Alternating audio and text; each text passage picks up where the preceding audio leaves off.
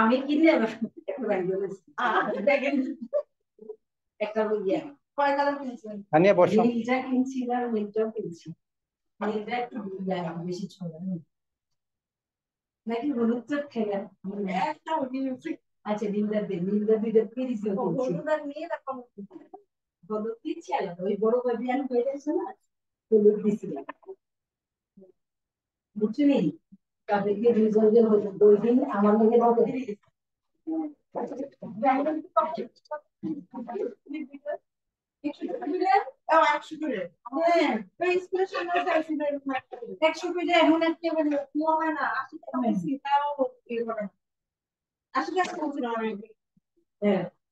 এখন আর নিয়ে নাই বলবে 200 হচ্ছে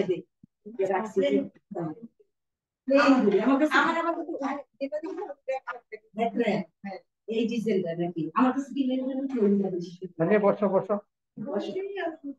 মিষ্টি দিয়ে শুরু করো।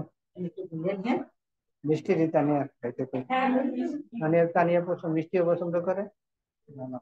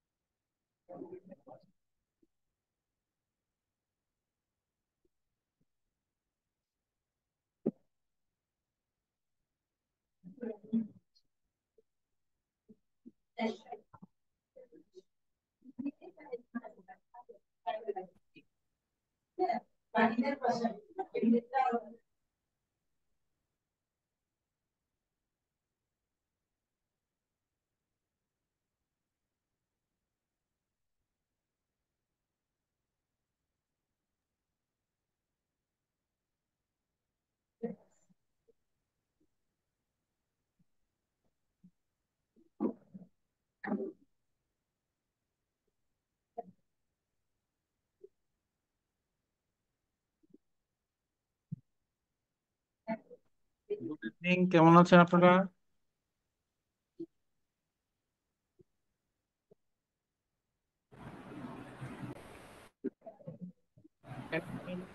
আসসালামু আলাইকুম, আলহামদুলিল্লাহ ভালো আছি। আসসালামু আলাইকুম আপনি স্যার। ভালো আছেন স্যার? আপনারা ভালো আছেন না? আসসালামু আলাইকুম স্যার, আমরা ভালো জি আছি। আপনি স্যার। ভালো আছেন স্যার? 5 মিনিটস আমরা ওয়েট করি। আজকে কি আপনাদের ফার্স্ট ক্লাস নাকি অন্য কোনো সেশনে অন্য কোনো ক্লাস হয়েছে? স্যার গতকালকে একটা টেক্সট ক্লাস হয়েছে স্যার। ট্যাক্স কোন টিচার নিচ্ছে? Sir Ranjan sir. ও, রঞ্জন স্যার না, যাক, খুবই ভালো।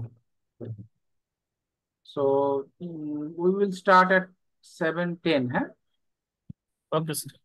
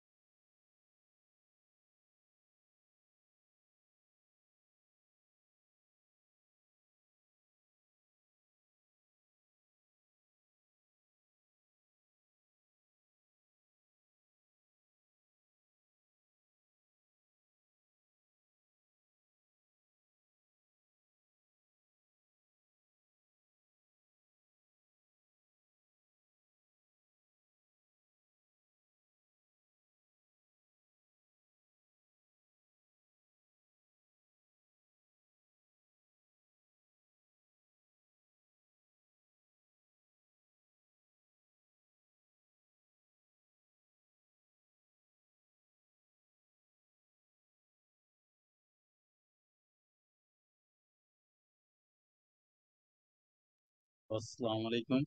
স্যার কি আসছেন?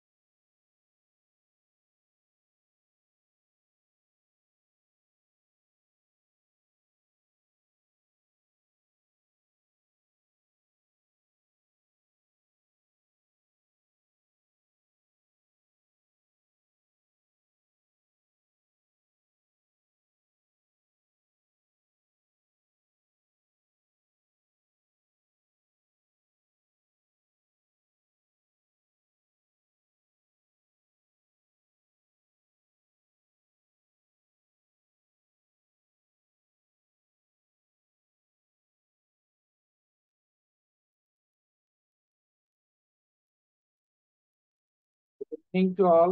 আমার কথা শোনা যাচ্ছে? জি স্যার, শোনা যাচ্ছে। তো থ্যাংক ইউ ভেরি মাচ আপনারা জয়েন করার জন্য। আজকে আপনাদের ফার্স্ট ক্লাস, তো আমি প্রথমে কিছু কথা বলতে চাই। Let me introduce myself. আমার নাম জনি কুমার গুপ্ত। আমি কোয়ালিফাই করেছি ব্যাক ইন 2010-এ। আমার ফার্মের নাম ছিল রহমান মোস্তফা আলম কোম্পানি।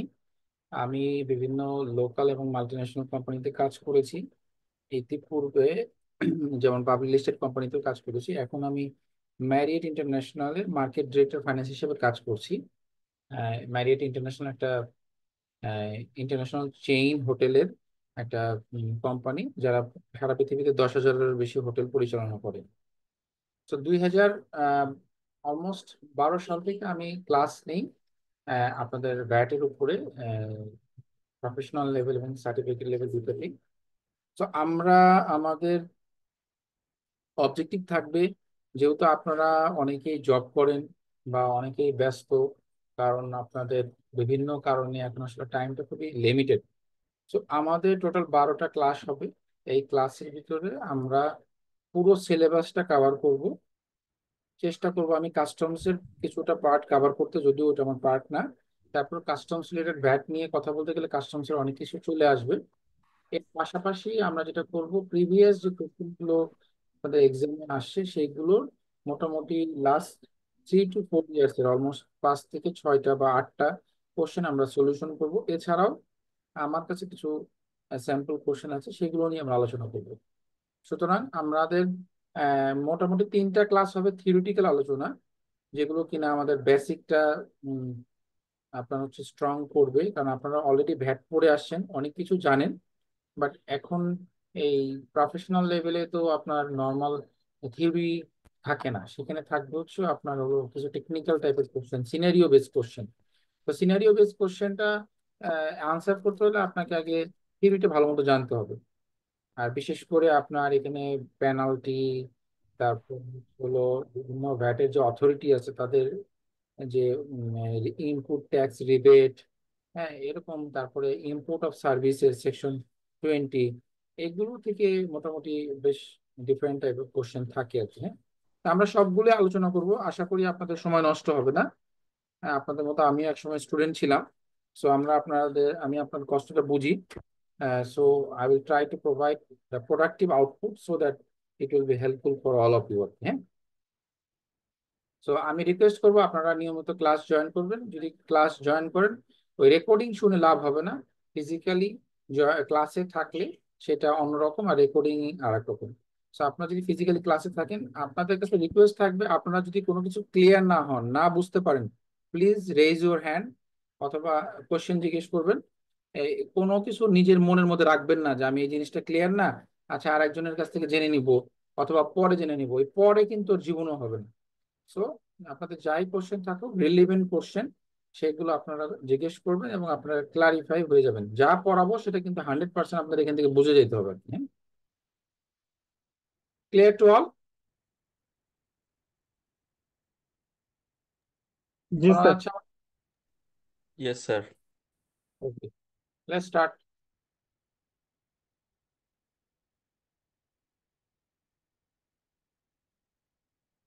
তো আমি যেটা প্রথমে বলছিলাম যে আমরা কি কি কভার করব, এর ভিতরে আমরা কভার করব আমাদের ভ্যাট রেজিস্ট্রেশন প্রথম ক্লাসে, imposition of VAT on goods on service, তারপরে input tax credit, manner of collection of VAT, withholding VDS, net payable, carry forward and negative balance কিছু থাকে, ফাইন্যান্স অ্যাক্টের যে চেঞ্জেস গুলো এসছে লাস্ট ইয়ারে সেগুলো, বিভিন্ন মডেল কোশ্চেন এবং লাস্ট ইয়ারের কোশ্চেন গুলো আমরা সলিউশন করব। এর বাইরেও আলোচনা করতে গেলে আপনার আরো অনেক কিছু আসবে, যেটা কিনা আপনার যেটা আমি আগে বললাম যে যেমন হচ্ছে ভ্যাট অথরিটির বিষয়টা আসবে, অডিটের বিষয়টা আসবে, পেনাল্টির বিষয়গুলো আসবে, এগুলো সবই একটা একটা করে পুরোটাই কভার করবে আর কি।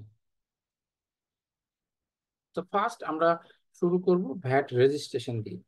রেজিস্ট্রেশন আপনার যেমন বার্থ সার্টিফিকেট, আপনার একটা আইডেন্টিটি অথবা পাসপোর্ট, সো একইভাবে ট্যাক্সের ক্ষেত্রে 3 নাম্বারটা হচ্ছে ওই প্রতিষ্ঠানের বা ওই ব্যক্তির আইডেন্টিটি। ভ্যাটের ক্ষেত্রে আপনার ভ্যাট রেজিস্ট্রেশন হচ্ছে ওই প্রতিষ্ঠানের আইডেন্টিটি। উইদাউট ভ্যাট রেজিস্ট্রেশন আপনার কোনো অ্যাক্টিভিটি শুরু হয় না। ভ্যাট রেজিস্ট্রেশন থেকে একজন করদাতাকে আর কি আইডেন্টিফাই করা হয় এবং সেখান থেকে তার সকল কার্যক্রম আপনার মনিটরিং করা হয়। তো আপনারা সবাই জানেন যে এখন অনলাইনে ভ্যাট রেজিস্ট্রেশন করার প্রসেস আছে। 2.1 হচ্ছে আপনার হচ্ছে হলো ফর্ম, এবং 2.5 অনলাইন এবং অফলাইনে বিভিন্ন ফর্ম, এই ফর্মের মাধ্যমে আপনার রেজিস্ট্রেশন করতে হয়। সো রেজিস্ট্রেশন যে করবেন ভ্যাটের ক্ষেত্রে 3টা থ্রেশহোল্ড আছে। থ্রেশহোল্ডটা কি, যে আপনার অ্যানুয়াল টার্নওভার মানে 1 বছরের টোটাল টার্নওভার যদি 3 মিলিয়ন মানে 30 লক্ষ টাকা পর্যন্ত হয়, তাহলে আপনার কোনো ভ্যাটের রেজিস্ট্রেশন লাগবে না, কোনো ভ্যাটের রেজিস্ট্রেশন লাগবে না। কিন্তু আপনার টার্নওভার ইয়ারলি যদি 3 লাখ 30 লাখ টাকার উপরে হয় বা 3 মিলিয়নের উপরে হয়, কিন্তু 5 মিলিয়নের নিচে মানে 50 লক্ষ টাকার নিচে, তাহলে আপনি টার্নওভার ট্যাক্সের আন্ডারে ইনভেস্টমেন্ট নেবেন। টার্নওভার ট্যাক্সের ইনভেস্টমেন্টটা কি, যে ভ্যাটের ক্ষেত্রে ভ্যাটের রেট হচ্ছে 15%, আর ভ্যাটের ক্ষেত্রে আপনি যদি 15% এটা ভ্যাট পে করেন, তাহলে আউটপুট ভ্যাটের এগেনস্টে ইনপুট ভ্যাট ক্রেডিট নেওয়া যায়।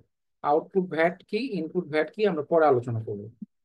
সো টার্নওভার ট্যাক্স যদি আপনার যদি রেভিনিউ 3 মিলিয়ন থেকে 5 মিলিয়ন হয়, তাহলে আপনি টার্নওভার ট্যাক্সের আন্ডারে ইনভেস্টমেন্ট করবেন, সেখানে ভ্যাটের রেট হচ্ছে 4%। আর যখনই কিনা আপনার রেভিনিউ 5 মিলিয়ন এক্সিড করবে, আপনাকে অবশ্যই কি করতে হবে, ভ্যাটের আন্ডারে রেজিস্ট্রেশন নিতে হবে। সো এখানে তিনটা ক্রাইটেরিয়া, আপ টু 3 মিলিয়ন কোনো রেজিস্ট্রেশন লাগবে না, 3 মিলিয়ন থেকে 5 মিলিয়ন হলে পরে আপনি টার্নওভার ট্যাক্সের রেজিস্ট্রেশন নেবেন, 5 মিলিয়নের উপরে গেলে আপনাকে ভ্যাটের আন্ডারে রেজিস্ট্রেশন নিতে হবে। ক্লিয়ার? এনি জি স্যার। কোশ্চেন? ক্লিয়ার। ওকে, আমরা এটা তো পরে আসতেছি। এখন আমরা স্যার এখানে একটা কোশ্চেন ছিল স্যার। হ্যালো কি বলেন বলেন। স্যার, কোশ্চেন হচ্ছে যদি এক্সপোর্ট ওরিয়েন্টেড কোম্পানি হয় সেই ক্ষেত্রে কি 50 লাখ টাকা বা 30 লাখ টাকা কি হবে? ওইটা আমরা আসতেছি আর কি। আজকে ক্লাসে আছি, আমি পরে কথা বলি আপনার সাথে। সো ওটাতে আমরা আসতেছি, এটাতে আসতেছি, এই যে এটাই আমরা এখন আলোচনা করবো। সো উনি যে কোশ্চেনটা করেছে যে এক্সপোর্ট ওরিয়েন্টেড অর্গানাইজেশন হলে পারে সেক্ষেত্রে এই লিমিটটা প্রযোজ্য হবে কিনা, সেইটার উত্তরটা এখানে আছে। এখানে বলা হচ্ছে ইরিসপেক্টিভ অফ দ্য টার্নওভার, আপনার টার্নওভারে 1 লাখ না 2 লাখ না 5 লাখ না 10 লাখ, এটা কোনো বিষয় না। বিষয় হচ্ছে যে আপনি এই ধরনের অর্গানাইজেশনের কে বিলংস করেন কিনা। যদি আপনি ম্যানুফ্যাকচারিং অর্গানাইজেশন হন, অথবা আপনি ইম্পোর্ট এক্সপোর্টের বিজনেস করেন, হ্যাঁ, তাহলে আপনাকে অবশ্যই ভ্যাটের আন্ডারে রেজিস্ট্রেশন নিতে হবে। কি বললাম? আপনার রেভিনিউ 30 লাখ 50 লাখ এগুলো কোনো কিছুই কনসিডারেশনে আসবে না, যদি না, যদি কিনা আপনি কি করেন, আপনার হচ্ছে হলো, যদি আপনি ম্যানুফ্যাকচারার হন অথবা আপনি ইম্পোর্ট অফ গুডস করেন, তাহলে আপনাকে অবশ্যই কি করতে হবে, কিসের আন্ডারে রেজিস্ট্রেশন নিতে হবে, ভ্যাটের আন্ডারে রেজিস্ট্রেশন নিতে হবে। Point number 2, a person who is participating in tender or supplying goods and services under a contract or work order. আপনি নেসলে বাংলাদেশে অথবা গ্রামীণ ফোনে একটা টেন্ডারে পার্টিসিপেট করবেন, অথবা ব্রিটিশ আমেরিকান টোবাকোতে, ওখানে বলাই আছে আপনার টেন্ডারে পার্টিসিপেট করতে হলে আপনাকে ভ্যাটের আন্ডারে রেজিস্ট্রেশন নিতে হবে, আদারওয়াইজ আপনি টেন্ডারের জন্যই আউট হয়ে যাবেন।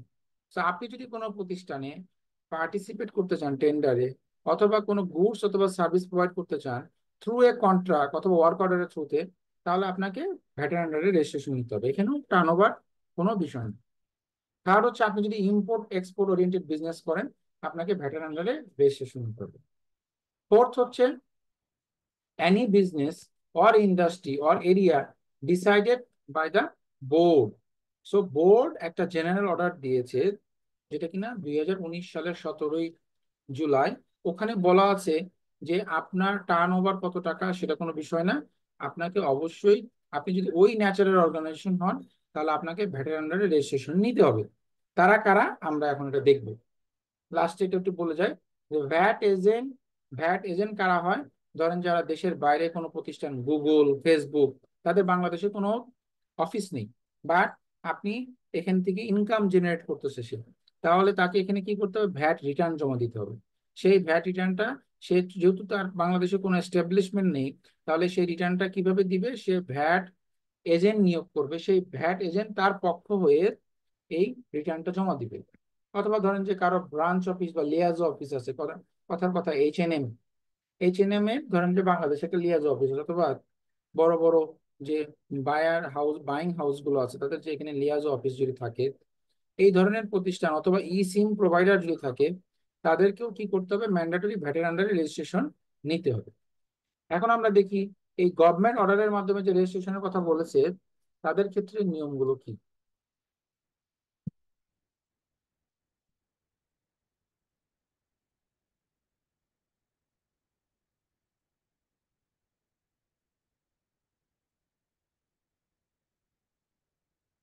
দেখা যাচ্ছে পিডিএফ ফাইলে, দেখতে পাচ্ছেন আপনারা? স্যার জেনারেল অর্ডারটা দেখা যাচ্ছে না। জেনারেল অর্ডারটা দেখা যাচ্ছে না, রেফারেন্স।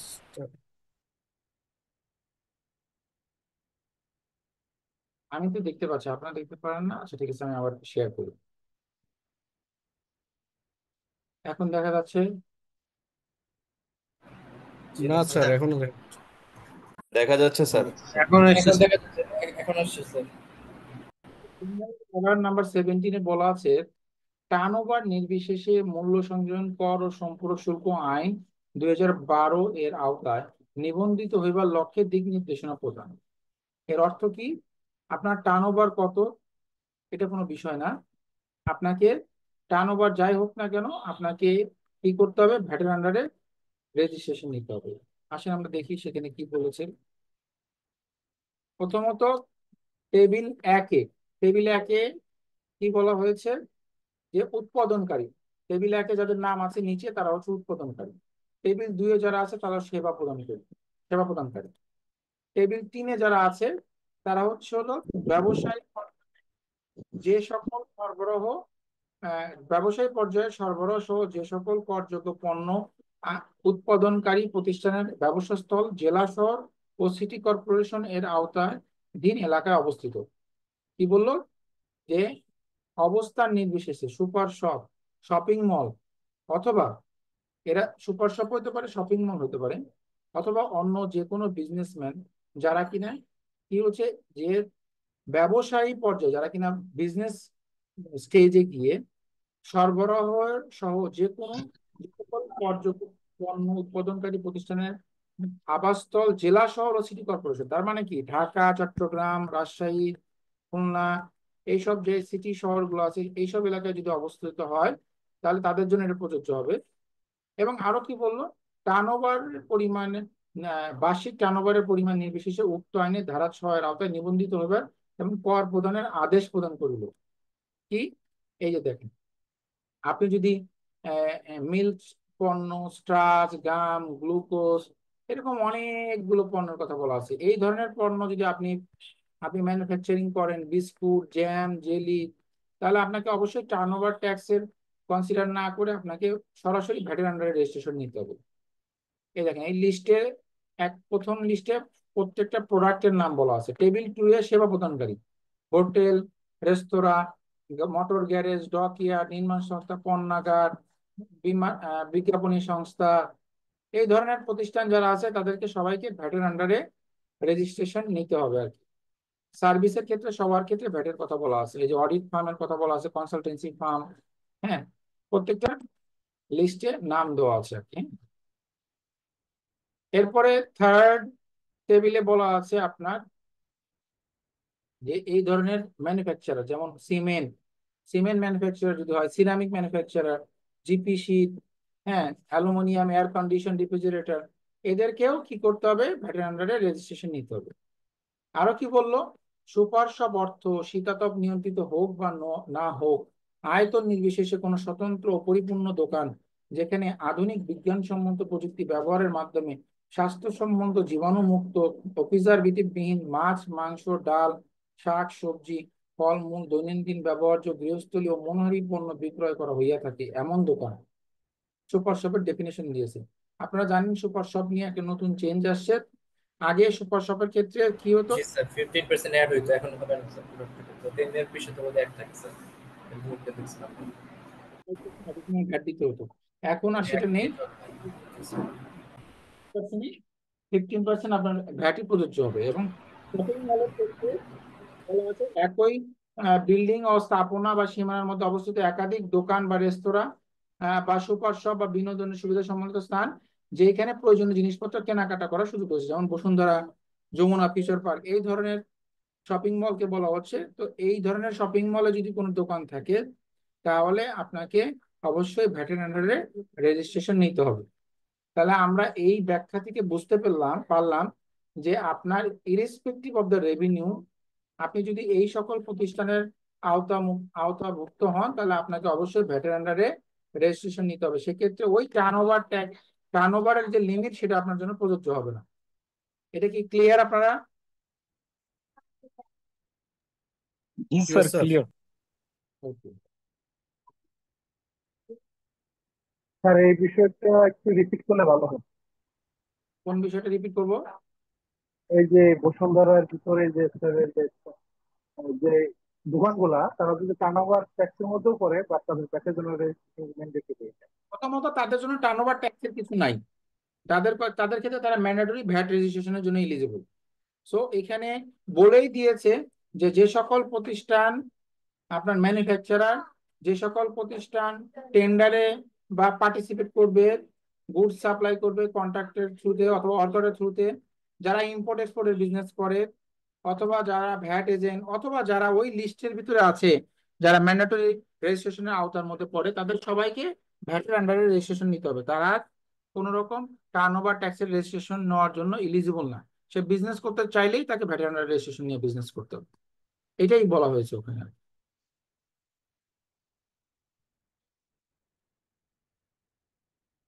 এরপর voluntary VAT registration. Voluntary VAT registration হচ্ছে, এটাতে যাওয়ার আগে একটু এখানে আলোচনা করি, তাহলে আপনার ভলেন্টারি ভ্যাট রেজিস্ট্রেশন শুরু হবে। এখন আপনি কিভাবে বুঝবেন যে আপনি কখন ভ্যাটের আন্ডারে রেজিস্ট্রেশন নেবেন বা টার্নওভার ট্যাক্সের আন্ডারে রেজিস্ট্রেশন নেবেন? তার কাট অফ ডেটটা কবে এবং আপনি কত দিনের মধ্যে রেজিস্ট্রেশনটা করতে হবে? ধরা যাক, একটা এক্সাম্পল দিয়ে যদি দেখি, যে আপনার 12 মাসের রেভিনিউ আপনার এখানে ফোরকাস্ট করে তারপরে আইদার টার্নওভার ট্যাক্স অথবা ভ্যাটের আন্ডারে রেজিস্ট্রেশন নিতে হয়। কথার কথা, আপনি একটা বিজনেস শুরু করলেন 20শে ফেব্রুয়ারি 2022 সালে, এবং আপনার টার্নওভার হচ্ছে 31শে মার্চ পর্যন্ত কোনো সেলস হয়নি, 30শে জুন আপনার সেলস হলো 10 লাখ, সেপ্টেম্বরের পর্যন্ত হলো 5 লাখ, তাহলে টোটাল হলো 15 লাখ, 31শে ডিসেম্বরে গিয়ে হলো 7 লাখ, হলো 22 লাখ, 31শে মার্চে গিয়ে হলো 9 লাখ, হলো 31 লাখ। তাহলে আমরা একটু আগে পড়েছিলাম এই যে 30 লাখ টাকা পর্যন্ত কোনো ভ্যাট প্রযোজ্য নয়, 30 লাখ টাকার উপরে গেলে আপনাকে টার্নওভার ট্যাক্স আন্ডারে রেজিস্ট্রেশন নিতে হবে। যেই মুহূর্তে 31শে মার্চ পিরিয়ডের ভিতরে, মানে এটা কিন্তু কোয়ার্টারলি হিসাব করতে হবে, এটা হয়তো বা ফেব্রুয়ারি মাসে হতে পারে, জানুয়ারি মাসে হতে পারে, বাট যেহেতু মার্চ কোয়ার্টারে গিয়ে সে এটা এক্সিড করেছে, তাহলে তাকে এপ্রিল 30-এর ভিতরে কি করতে হবে? টার্নওভার ট্যাক্সের আন্ডারে রেজিস্ট্রেশন নিতে হবে। তাকে অ্যাপ্লিকেশন করতে হবে ভ্যাট অথরিটির কাছে যে আমার রেভিনিউ 30 লক্ষ টাকার উপরে এক্সিড করেছে এই কোয়ার্টারের শেষে, সো আমি টার্নওভার ট্যাক্সের জন্য ইনভেস্টমেন্টের জন্য আবেদন করতে চাই বা করলাম। সো আপনার 30 দিন সময় পাবেন, ওই কোয়ার্টার শেষ হওয়ার পর আপনাকে 30 দিনের মধ্যে আপনাকে অ্যাপ্লিকেশন করে টার্নওভার ট্যাক্সের রেজিস্ট্রেশন নিতে হবে। যদি এটা 50 লাখ টাকা এক্সিড করে, একইভাবে আপনাকে ভ্যাটের আন্ডারে রেজিস্ট্রেশন নিতে হবে ওই 30 দিনের ভিতরে। বুঝতে পেরেছেন?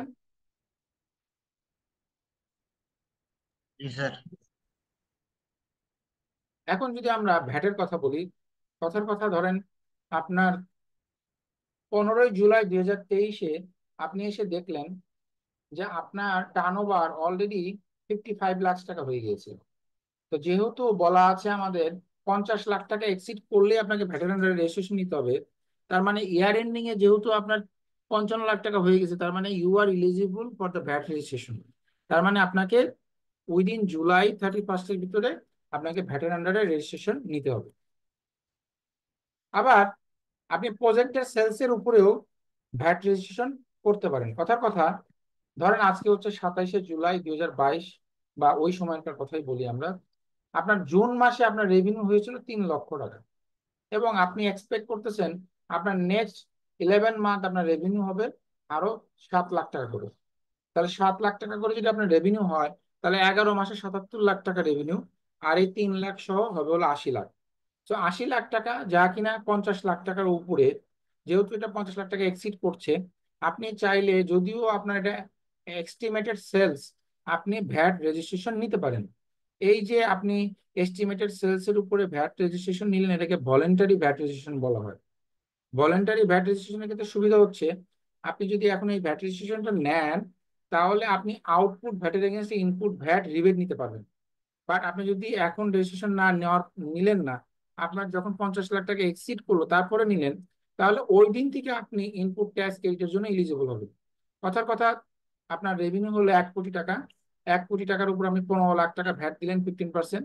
এই 1 কোটি টাকা সেলস করার জন্য আপনি যদি 60 লাখ টাকার প্রোডাক্ট কিনে থাকেন, এই 60 লাখ টাকা টোটাল আপনার ইনপুট যদি হয়ে থাকে, এই 60 লাখ টাকার উপর 15% হিসেবে 9 লাখ টাকা আপনি রিবেট পাবেন। সেক্ষেত্রে আপনাকে ভ্যাট দিতে হবে মাত্র 6 লাখ টাকা। ভাইরাস আপনি যদি 50 লাখ টাকা এক্সিড করার পর আবেদন করলেন, কথার কথা আপনি লাস্ট 8 মান্থে আপনার রেভিনিউ হয়েছে 50 লক্ষ টাকা, আর বাকি 4 মাসে হয়েছে আরো 50 লক্ষ টাকা। তাহলে এই যে 50 লক্ষ টাকা সেলের উপরে যে আপনি ইনপুট ট্যাক্স ক্রেডিট ধরে নেন 60 লাখ টাকার অর্ধেক 30 লাখ, এই 30 লাখ টাকা কিন্তু ইনপুট ট্যাক্স ক্রেডিট আপনি পাবেন না, এটা কস্ট টু দ্য কোম্পানি। বা যেদিন আপনি ভ্যাটের রেজিস্ট্রেশন নিলেন বাকি 50 লাখ টাকার ওটার 15% হিসেবে, এই ধরেন যদি 30 লাখ টাকার আপনার 4.5 লাখ টাকা আপনি বা 30 লাখ টাকা 15% করলে যেটা হয় আপনি, হ্যাঁ 4.5 লাখ আপনি এটা রিবেট নিতে পারবেন। তো দিস ইজ দ্য ডিফারেন্স, যে আপনি যদি আগে থেকে নেন বা আপনি যদি ভ্যাটের আন্ডারে রেজিস্টার্ড হন তাহলে আপনি ইনপুট ট্যাক্স ক্রেডিট নিতে পারবেন, আর যদি ভ্যাটের আন্ডারে রেজিস্ট্রেশন না নেন তাহলে আপনি ইনপুট ট্যাক্স ক্রেডিট নিতে পারবেন না। সো এটাই এখানে বলা হচ্ছিল যে আপনি যদি ভলেন্টারি ভ্যাট রেজিস্ট্রেশন নেন সেটা আপনি কমিশনারের কাছে আবেদন করে নিতে পারেন, কিন্তু একবার ভলেন্টারি রেজিস্ট্রেশন নিলে আপনাকে মিনিমাম 1 বছর এটা কন্টিনিউ করতে হবে। কন্টিনিউ করে আপনার যদি এটা কন্টিনিউ করার পর যদি দেখেন যে রেভিনিউ 50 লাখ টাকা এক্সিড করেছে তাহলে আপনি তো অবশ্যই ভ্যাটের জন্য এলিজিবল, আপনি ভ্যাটের কন্টিনিউ করবেন। আর যদি দেখেন যে না আপনার রেভিনিউ কমে গিয়েছে বা ওই রকম আশানুরূপ হয় নাই, 50 লাখ টাকা কম, তাহলে আপনি 1 বছর পরে আবেদন করে আবার এটাকে আপনি টার্নওভার ট্যাক্সের আন্ডারে যেতে পারবেন। এই পর্যন্ত সবাই ক্লিয়ার তো? জি স্যার। এখন রেজিস্ট্রেশন 2 রকম হয়। ভ্যাটের রেজিস্ট্রেশন যে আপনি করবেন, আপনি কি রেজিস্ট্রেশন করবেন সেটা 2 রকম। এটাকে বলা হচ্ছে, একটাকে বলা হয় ইউনিট রেজিস্ট্রেশন, একটাকে বলা হয় সেন্ট্রাল রেজিস্ট্রেশন। এখন ইউনিট রেজিস্ট্রেশন বলতে আমরা কি বুঝি, সেন্ট্রাল রেজিস্ট্রেশন বলতে আমরা কি বুঝি? ধরেন একটা প্রতিষ্ঠানের 10টা শাখা আছে। ধরেন আজকে যদি আমরা স্বপ্নর কথাই বলি, স্বপ্ন মনে করেন তার হেড অফিস হচ্ছে, স্বপ্নর মালিককে এসিআই, এসিআই এর হেড অফিস কোথায়, তেজগাঁ, কিন্তু স্বপ্নর মনে করেন যে ঢাকা শহরে কথার কথা 50টা আউটলেট আছে। তাহলে এই যে স্বপ্নর 50টা আউটলেট আছে, বিজনেস কিন্তু একটাই, একটাই প্রতিষ্ঠান, ওই প্রতিষ্ঠানের বিভিন্ন আউটলেটের থ্রুতে সে বিজনেস আপনার হচ্ছিল সার্ভিসটা দিয়ে থাকে। এরকম যত প্রতিষ্ঠান বাংলাদেশে আছে তাদের যদি একের অধিক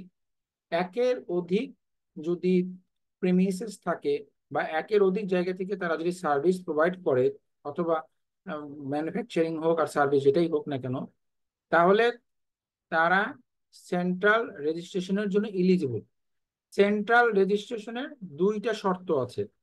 একটা শর্ত হচ্ছে আইডেন্টিক্যাল অর সিমিলার গুডস অথবা সার্ভিস হইতে হবে, অথবা centrally books of accounts record maintain করতে হবে।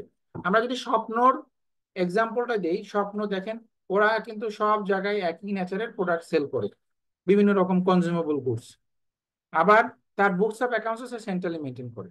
আমি যদি স্বপ্নর এক্সাম্পল বাদ দিয়ে আজকে যদি আমি ধরেন ইউনিলিভারের কথা বলি অথবা নেসলের কথা বলি, নেসলের মনে করেন যে একটা হেড অফিস হচ্ছে তেজগাঁতে এবং ওর ফ্যাক্টরি ধরেন আছে গাজীপুর, চিটাগং বা সাভারে, 4টা জায়গায়, বা নরসিংদীতে আপনার হচ্ছিল তার 4টা ফ্যাক্টরি আছে। পাশাপাশি তার নিজস্ব ডিপো আছে, ধরেন ঢাকাতে একটা ডিপো আছে, খুলনাতে, রাজশাহীতে, চিটাগংয়ে, সে ডিপো তার নিজস্ব ডিপোর মাধ্যমে সে সার্ভিস প্রোভাইড করে। তাহলে নেসলে কি করে, নেসলে তো কনজিউমেবল গুডসই প্রোভাইড করে। সো যেহেতু সে এই প্রোডাক্টটা আইডেন্টিক্যাল আর সিমিলার, তো সেই ক্ষেত্রে এটাকে বলা হচ্ছে আইডেন্টিক্যাল আর সিমিলার গুডস। যেহেতু সে আপনার দুধ বিক্রি করতেছে, সে কনজিউমার প্রোডাক্ট সেল করতেছে, নানান রকম আইটেম যেটা খাবার দাবার ফুড আইটেম, এবং তার books of accounts centrally maintain করতেছে। যখন একটা প্রতিষ্ঠান books of account centrally maintain করবে এবং তার আইডেন্টিক্যাল আর সিমিলার গুডস অর সার্ভিস হবে, সেক্ষেত্রে সে সেন্ট্রাল রেজিস্ট্রেশন নিবে, আদারওয়াইজ সে ইউনিট রেজিস্ট্রেশন নিবে। আমি যদি আর একটা এক্সাম্পল দেই, ধরেন যে স্যামসাং এর কথা যদি বলি, স্যামসাং একটা ইলেকট্রনিক গুডস প্রোভাইড করে। কি ধরেন সে ফ্রিজ তৈরি করে, সে তারপরে ধরেন মোবাইল তৈরি করে, অথবা আদার ইলেকট্রনিক্স, ফ্রিজ, টিভি, হ্যাঁ আরো অনেক ধরনের ইলেকট্রনিক্স গুডস সে তৈরি করে। তাহলে ইলেকট্রনিক্স গুডস কিন্তু সবই, ফ্রিজও ইলেকট্রনিক্স গুড, আপনার মোবাইলও electronics goods, SEO electronic goods, তাহলে এগুলোকে বলা identical or similar types of goods. তাহলে একটা প্রতিষ্ঠান যদি এই ধরনের সিমিলার টাইপস অফ গুডস হয় তাহলে সে সেন্ট্রাল রেজিস্ট্রেশন নেবে। এখন আমি যদি আরেকটা এক্সাম্পল দেই, ধরেন আপনি ইয়ের কথা যদি বলি, আপনার কি বলে প্রাণ আর এফএল এর কথা, তাহলে দেখেন একটা প্রাণের কি আছে, ওরা প্লাস্টিক প্রোডাক্ট সেল করে, বেঙ্গল সরি ওদের হলো আরএফএল না কি বলে আর কি, বেস্ট বাই। এরপর ধরেন যে ওদের কনজিউমেবল আইটেম আছে, ধরেন যে ওরা জুস, বিভিন্ন রকম চিনি, তেল, এগুলো সব সেল করে। আবার ধরেন যে ওদের আর একটা বিজনেস আছে, ধরেন যে মানে অন্য একটা সার্ভিস। তাহলে দেখেন এই নেচার অফ বিজনেস কিন্তু সিমিলার না। আমি একদিকে কনজিউমেবল প্লাস্টিক প্রোডাক্ট কিন্তু ডিফারেন্ট। আবার ধরেন যে আমি আবার সার্ভিসও যদি দিই, তাহলে এটা আইডেন্টিক্যাল আর সিমিলার গুডস হলো না। যেই মুহূর্তে আইডেন্টিক্যাল গুডস হবে না, সেক্ষেত্রে আপনাকে যখনই কিনা আইডেন্টিক্যাল আর সিমিলার গুডস হবে তখন আপনি ইউনিট রেজিস্ট্রেশন না নিয়ে সেন্ট্রাল রেজিস্ট্রেশন নেবেন, এবং আপনাকে centrally books of accounts maintain করতে হবে। তো এখানে এখানে এটাই বলছে অ্যান এন্টিটি, হয় an entity operate economic activity, economic activity বলতে তার বিজনেসটাকে বলতেছে, by supplying identical or similar goods or service from different places, একের অধিক জায়গা থেকে সার্ভিস দিচ্ছে, but keep the record centrally, then they may obtain central registration. When an entity operate economic activity by supplying different types of product from different places, then they have to obtain registration for every places. এখন আপনি যদি আলাদা আলাদা registration নেন তাতে প্রবলেমটা কি? প্রত্যেকটার জন্য আলাদা আলাদা অডিট হতে হবে, প্রত্যেকটার জন্য আলাদা আলাদা রিটার্ন জমা দিতে হবে, প্রত্যেকটার জন্য আলাদা বুকস অফ অ্যাকাউন্টস মেনটেন করতে হবে, এটা লট অফ হ্যাসেলস। কিন্তু আপনি যদি centrally books of accounts maintain করেন, তাহলে আপনার একটাই অ্যাকাউন্টস হবে, প্রত্যেক মাসে একটাই রিটার্ন জমা দিবেন, অডিট হইলে আপনি একবারই পড়বেন আর কি, নট আপনার আলাদা আলাদা একটা প্রতিষ্ঠানের জন্য 4 বার আপনাকে 5 বার পড়তে হবে। বোঝা গেল? কারো কনফিউশন থাকলে বলেন।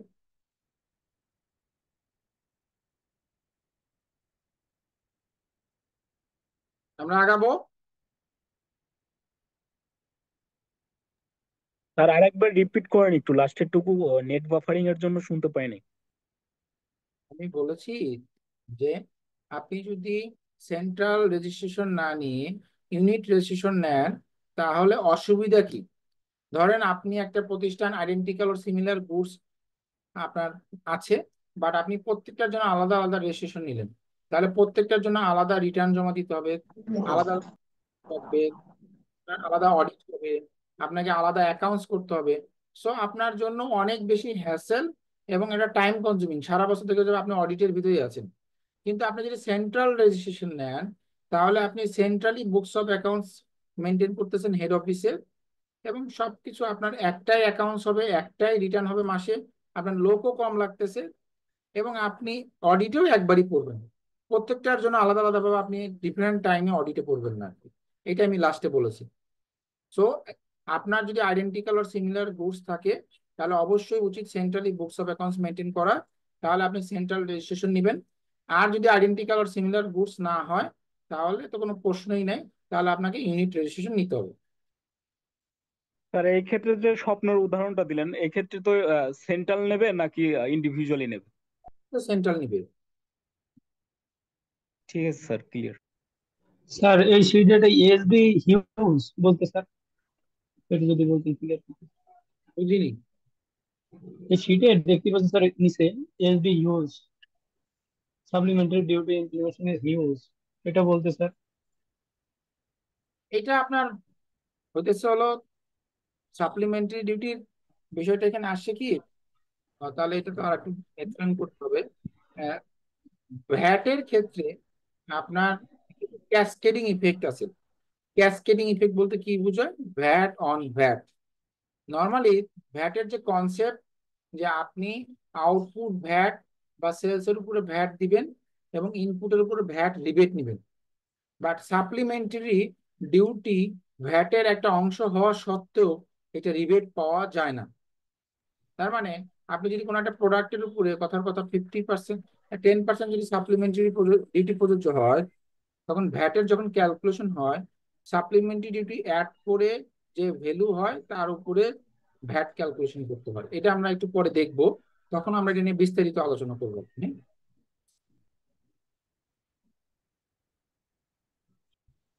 তো এখন এই যে সেন্ট্রাল রেজিস্ট্রেশন আপনি নেবেন, এই সেন্ট্রাল রেজিস্ট্রেশনের ক্ষেত্রে আপনার কারা কারা সেন্ট্রাল রেজিস্ট্রেশন নিতে পারবে সেটার একটা গাইডলাইন দিয়ে দেওয়া হয়েছে।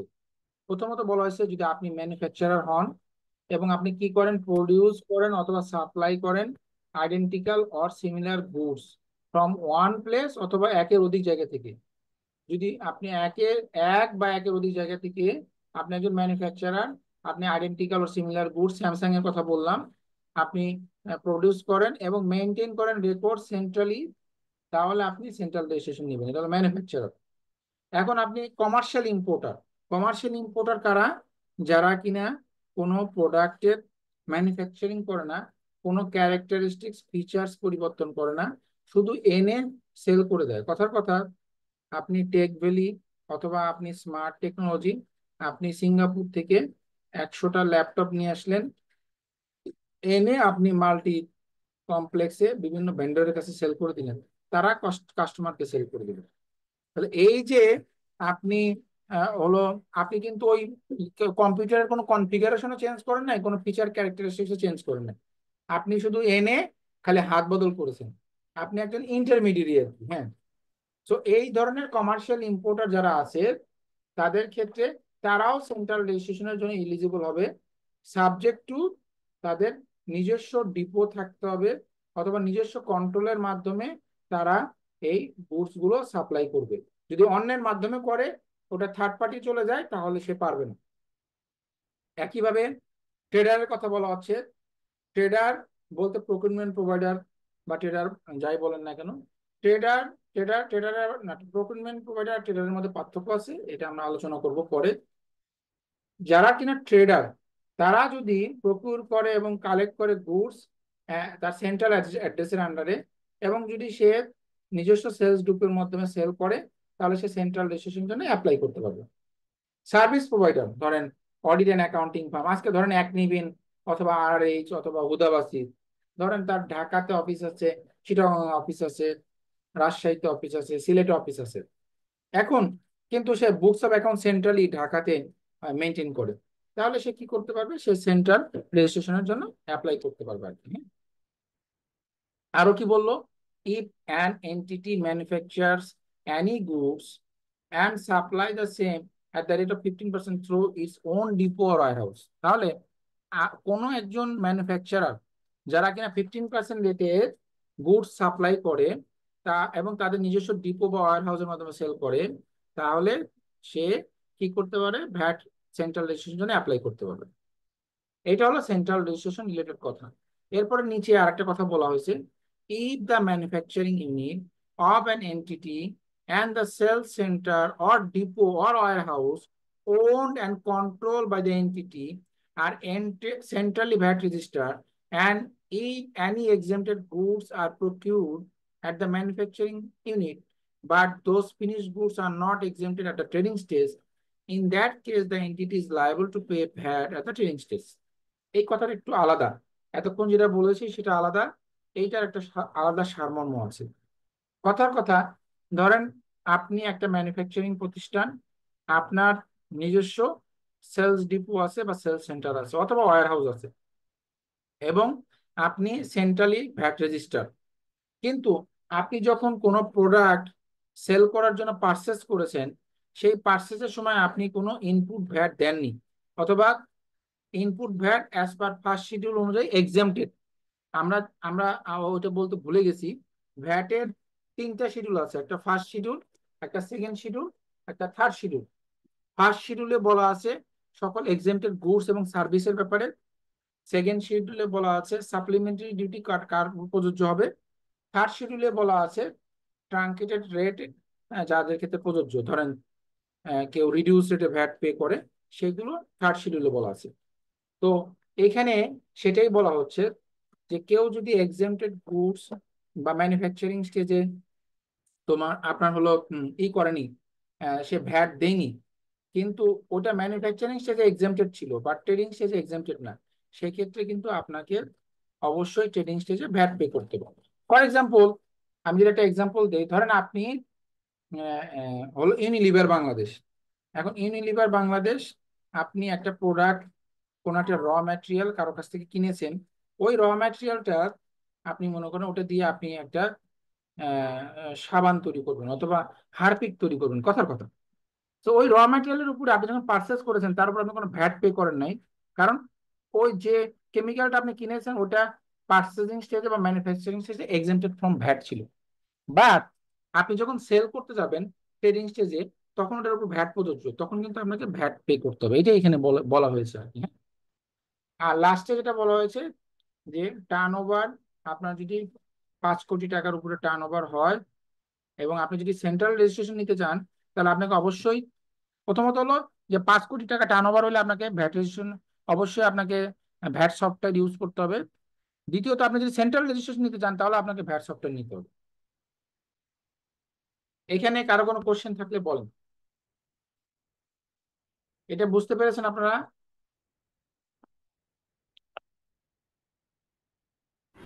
স্যার ওই যে সফটওয়্যার বিষয়টা যদি আপনি ক্লিয়ার করতেন স্যার।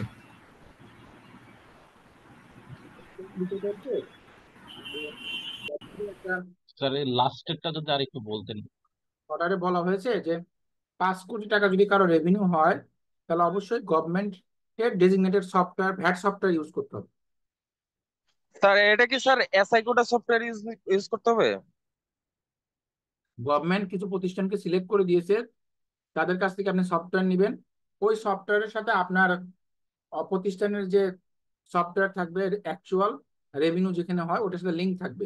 অটোমেটিক আপনার এখান থেকে আপনি যখন রেভিনিউ পোস্ট করবেন ওর ওখানে অটোমেটিক ইনফরমেশন চলে যাবে যে আপনার রেভিনিউ কত, কত টাকা আউটপুট ভ্যাট সব ওখানে চলে যাবে। তো ওরা দিন শেষে ট্যালি করে দেখবে আপনি রিটার্ন যখন জমা দিচ্ছেন আপনি কত টাকা ভ্যাট দিচ্ছেন আর আপনার হচ্ছে হলো ওখানে কত দেখানো হচ্ছে। বুঝতে পারছেন? জি স্যার। আর এটা বলা হচ্ছে যে আপনি যদি স্যার চান সেন্ট্রাল রেজিস্ট্রেশন নিতে হলে আপনাকে ভ্যাটের আন্ডারে রেজিস্ট্রেশন নিতে হবে। স্যার তার মানে 5 কোটি টাকার উপরে টার্নওভার এবং সেন্ট্রাল রেজিস্ট্রেশন নিতে হলে অবশ্যই ভ্যাট এর সফটওয়্যার ব্যবহার করতে হবে।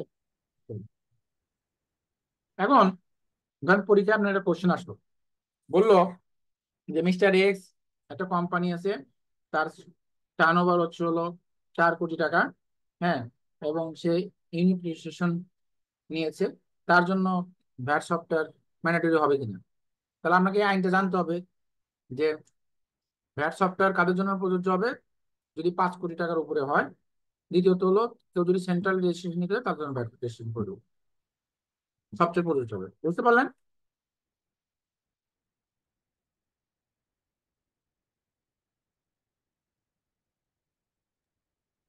জি ক্লিয়ার? স্যার।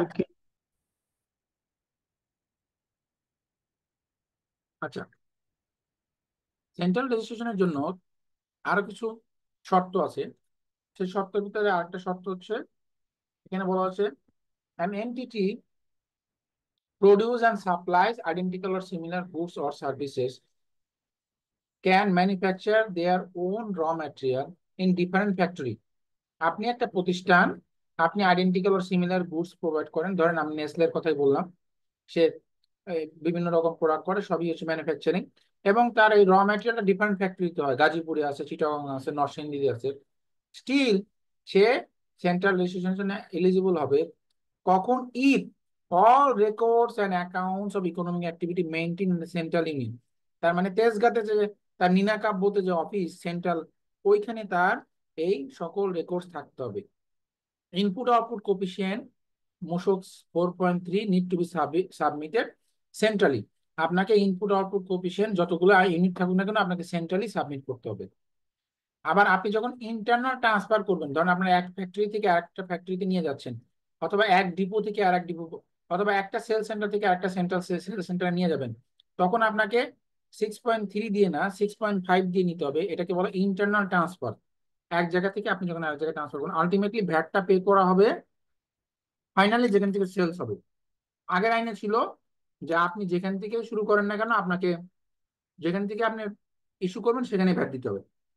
এই আইনে বলা হয়েছে যে না, আপনি যেখান থেকে সেল করবেন ওখান থেকে আপনি ভ্যাট দিবেন। এটা একটা ভালো জিনিস করছে আপনি, হ্যাঁ। আরো কি বলছে, material are use for own consumption. ধরেন আপনি যদি নিজস্ব পারপাসে কোনো ম্যাটেরিয়াল ইউজ করেন, তারপর আপনাকে ভ্যাট দিতে হবে। আইনে বলা আছে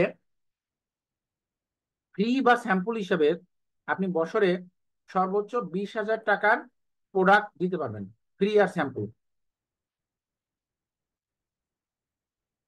এর বেশি আপনি পারবেন না। ধরেন আজকে আমি যদি ওষুধ কোম্পানিগুলোর কথা বলি, লাখ লাখ টাকার প্রোডাক্ট তারা ফ্রি স্যাম্পল হিসেবে দেয়, কিন্তু ধরেন আজকে রেডিয়েন্ট ফার্মা 5 কোটি টাকার ফ্রি অ্যান্ড স্যাম্পল দিল কাস্টমারকে বা এমপ্লয়িকে দিল, 20,000 টাকা বাদ দিয়ে, যদিও সে ফ্রি দিয়েছে কোনো টাকা পায়নি, 4,99,80,000 টাকার উপরে তাকে 15% ভ্যাট দিতে হবে।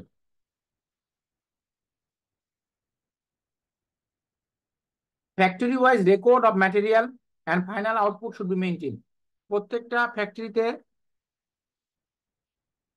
আপনার ইনপুট কত, আউটপুট কত, কতটুকু প্রোডাক্ট ইউজ করে কতটুকু আপনি সেল করলেন, এগুলো হিসাব রাখতে হবে। Last, can not claim input tax credit since there is no consideration for internal transfer. আপনি যে 6.3 দিয়ে ট্রান্সফার করলেন, এর জন্য কোনো ইনপুট ট্যাক্স ক্রেডিট ক্লেম করতে পারবেন না, কারণ আপনি তো এখানে ভ্যাট দেন নাই, আপনি ইন্টারনাল ট্রান্সফার করছেন। এটা গভর্নমেন্ট অর্ডার 21-এ বলা হয়েছে।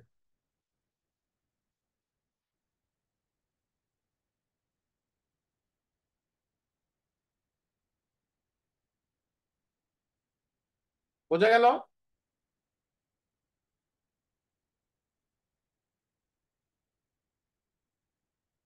আপনারা কি আমার কথা শুনতে পাচ্ছেন? জি স্যার। জি স্যার। জি স্যার, পাচ্ছি। জি স্যার। না, আপনারা শুনছেন কি না? হ্যাঁ, একটু জি স্যার, একটু মাঝে শুনতেছি স্যার। আমাদের ফিমেল কলিগ কয়জন আছে এখানে?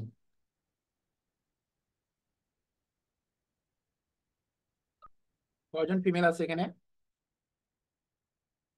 স্টুডেন্ট? আপনারা একটু মাঝে মধ্যে কথা বলেন আর কি। হ্যাঁ, আপনারা কথা না বললে আমরা বুঝতে পারি না যে আপনারা আসলে বুঝতেছেন কিনা। আমি আগেই বলেছি যে আপনারা একটু কাইন্ডলি এটা ইন্টারেক্টিভ হতে হবে, 1 ওয়ে না 2 ওয়ে হবে, এবং আপনারা কাইন্ডলি সব বুঝে যাবেন। কিন্তু আপনাদের হাতে তো সময় নাই যে পরবর্তীতে আপনারা এটা নিয়ে পড়বেন। ক্লাস থেকে যেটা বুঝবেন সেটাই শেষ, জাস্ট একবার দেখলেই হবে। এখন আসি যে বিন, কখন কখন আমার বিন প্রয়োজন বা কোন কোন ক্ষেত্রে আমাকে বিন নিতে হবে। বলা হচ্ছে আপনি যদি ইম্পোর্ট এক্সপোর্টের বিজনেস করেন তাহলে আপনাকে বিন নিতে হবে। আপনি যদি কোম্পানির নামে ল্যান্ড রেজিস্ট্রেশন নিতে চান আপনাকে বিন নিতে হবে। আপনি আইআরসি ইআরসি নিতে গেলে আপনাকে বিন নিতে হবে। আপনি যদি উইথহোল্ডিং এন্টিটি, যারা কিনা private limited company, withholding entity একটা ডেফিনেশন দেওয়া আছে, গভর্নমেন্ট অর্গানাইজেশন, তারপরে আপনার autonomous body, private limited company, public limited company, এদের কাছে যদি কোনো এনজিও কোনো কিছু সাপ্লাই করতে চান তাহলে আপনাকে বিন থাকতে হবে। বিন ছাড়া কেউ আপনার কাছে কিনবে না। আপনি যদি টেন্ডারে পার্টিসিপেট করতে চান, আপনি যদি কোনো একটা অর্গানাইজেশনে এনলিস্ট হতে চান, আপনি যদি বন্ড লাইসেন্স নিতে চান, বন্ড লাইসেন্স কাদেরকে নিতে হয়? ধরেন যে আপনি কোনো একটা ম্যানুফ্যাকচারিং ইউনিট করেছেন, হ্যাঁ, আপনি গার্মেন্টস অর্গানাইজেশন, আপনি দেশের বাইরে এক্সপোর্ট করবেন, কিন্তু ওই এক্সপোর্ট করার জন্য যে আপনি লোক মালগুলো ইম্পোর্ট করবেন, ধরেন আপনার কেমিক্যাল ইম্পোর্ট করতে হয়, আপনার সুতা ইম্পোর্ট করতে হয়, বিভিন্ন রকম জিনিস ইম্পোর্ট করতে হয়। তো এটার জন্য আপনাকে একটা বন্ডেড ওয়্যার হাউস নিতে হয়। বন্ডেড ওয়্যার হাউসের সুবিধাটা কি, যে বন্ডেড ওয়্যার হাউস হলে পরে আপনি যখন ইম্পোর্ট করবেন তখন আপনাকে কোনো দিতে হবে না, ভ্যাট দিতে হবে না। আপনি বন্ডেড ওয়্যার হাউসের থ্রুতে আপনি এটা কনজিউম করবেন। সো এই ক্ষেত্রে ভ্যাটের রেজিস্ট্রেশন লাগবে, অথবা অন্য যে কোনো কেসই হোক না কেন, সেই ক্ষেত্রে বোর্ড যেভাবে বলবে সেই ক্ষেত্রে আপনাকে বিন নিতে হবে। তো এই হলো বিনের প্রয়োজনীয়তা আর কি। হ্যাঁ, এটা আমরা অলরেডি আলোচনা করেছি। ধরেন এটা একটা স্যামসাং কোম্পানির কথা যদি বলি, স্যামসাং কোম্পানির ফ্যাক্টরি 1 মোবাইল ফোন তৈরি করে, ফ্যাক্টরি 2 টেলিভিশন তৈরি করে। তাদের যে ফিনিশ গুডসটা আছে সে তার একটা সেন্ট্রাল ডিপো আছে, সেই সেন্ট্রাল ডিপোতে যায়, তারপর সেন্ট্রাল ডিপো থেকে তার সাব ডিপো আছে। ধরেন সেন্ট্রাল ডিপো হচ্ছে ঢাকাতে, সেখান থেকে সে রাজশাহী, খুলনা, চিটাগং এই বিভিন্ন জায়গায় সে পাঠায়। কথা হলো সে কি books of accounts centrally maintain করে? যদি ইয়েস হয় তাহলে সে সেন্ট্রাল রেজিস্ট্রেশন নেবে, যদি নো হয় তাহলে ইউনিট রেজিস্ট্রেশন নেবে। দেখেন আইডেন্টিক্যাল আর সিমিলার গুডস একটা শর্ত পূরণ করেছে, দ্বিতীয় শর্ত বলা হয়েছে সে বুকস অফ সেন্ট্রালি মেইনটেইন করে। স্যার আসসালামু আলাইকুম, আপনি মিউট হয়ে আছেন। সরি, আমি একটু আমার কথা স্যার আপনি মিউট হয়ে আছেন। না না স্যার, ঠিক আছে, আপনার প্রবলেম। স্যার ঠিক আছে, আপনার সমস্যা। ভাই আপনার নেটের সমস্যা না, আপনার সমস্যা না, আপনার নেটের সমস্যা ভাই, অর ডিভাইস। টুডাই ওকে। সো এখানে কি বললো যে আপনি যদি সেন্ট্রালি দেখেন, এখানে দুইটা শর্ত। পাচ্ছি না। আমার কথা শোনা যাচ্ছে না? জি স্যার, শোনা যাচ্ছে। ওনার মনে হয় জি নেটের স্যার সমস্যা। শোনা যাচ্ছে। শুনতে পাচ্ছি, শুনতে পাচ্ছি। আপনি মেবি মিউট হয়ে আছেন। আপনি আবার লগ আউট করে লগ ইন করেন।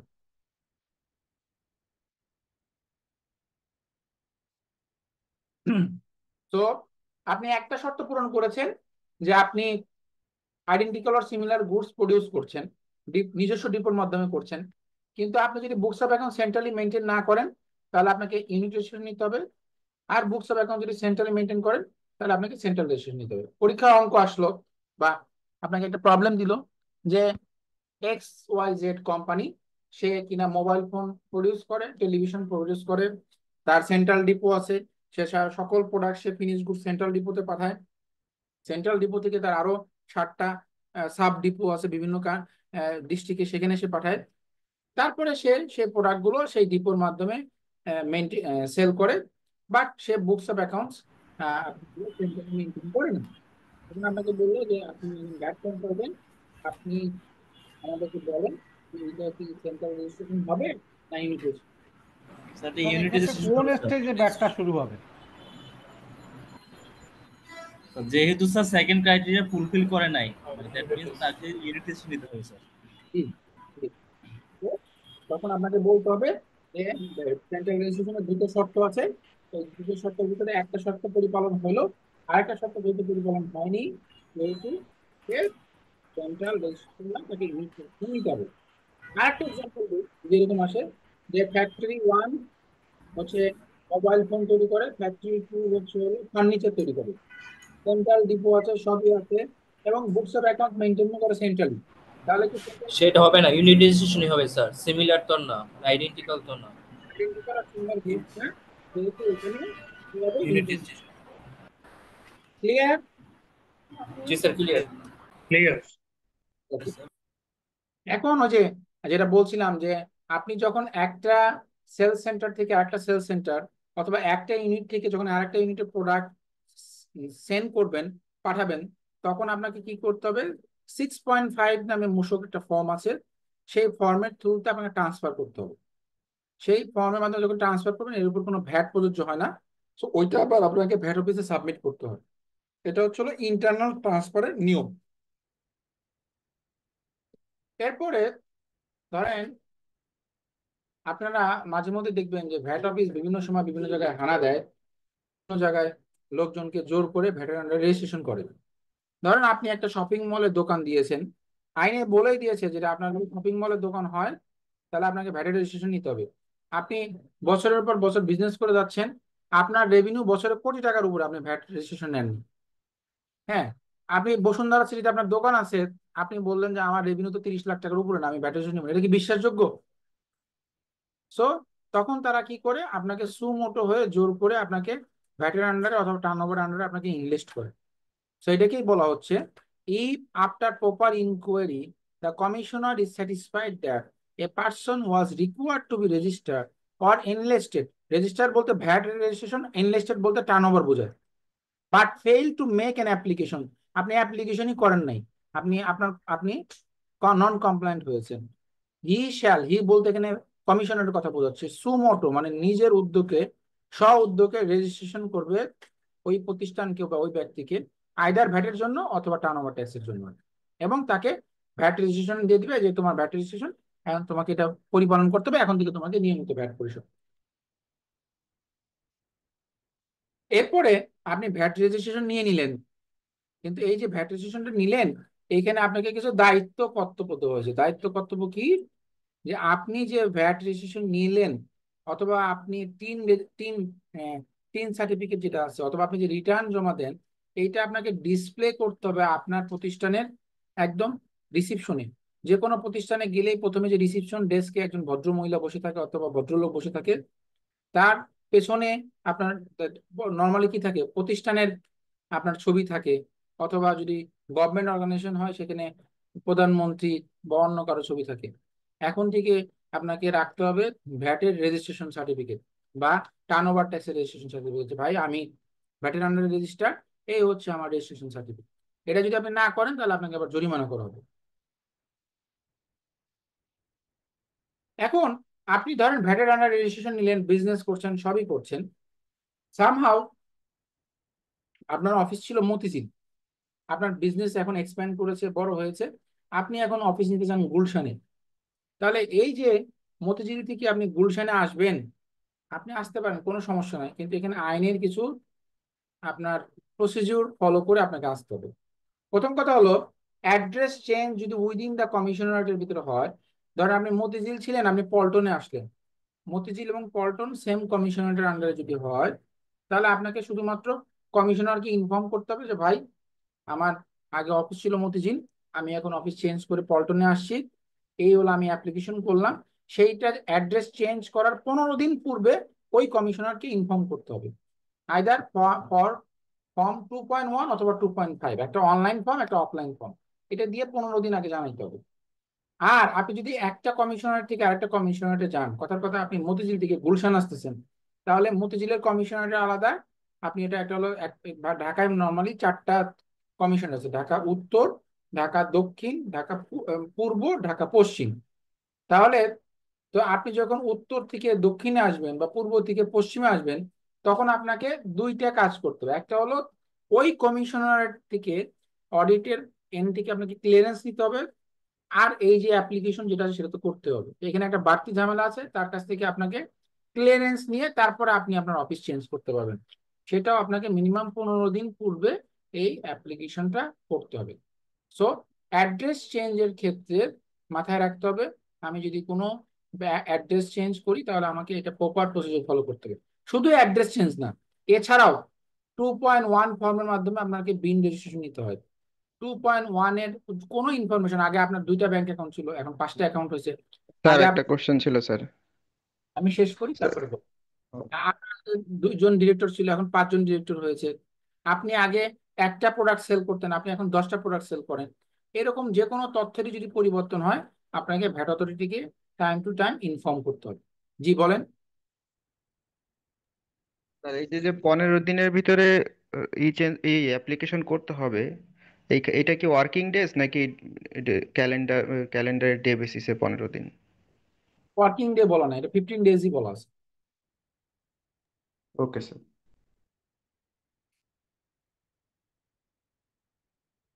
এবং আপনার রেজিস্ট্রেশনের চেঞ্জের ক্ষেত্রে আপনাকে কমিশনারের আরো কিছু জিনিস দিতে হবে।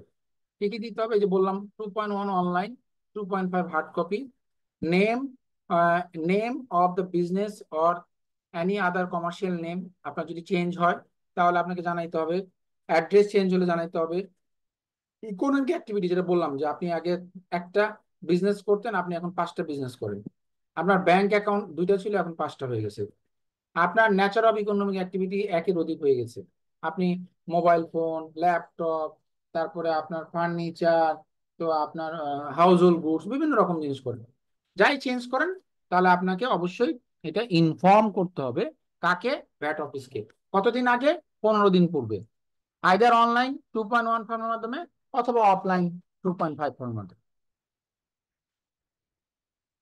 এখন আপনি ভ্যাট রেজিস্ট্রেশন নিলেন, সবই করলেন, বিজনেসও করতে চাইলেন, সামহাও আপনার বিজনেস করা আর হলো না, অথবা রেজিস্ট্রেশন নেওয়ার পর দেখা গেল যে আপনার বিজনেসটা ওভাবে ক্লিক করে নেই, আপনার লস হয়েছে, আপনি এখন চাচ্ছেন যে ভাই আমি আমি আর এই ব্যবসাটা করব না।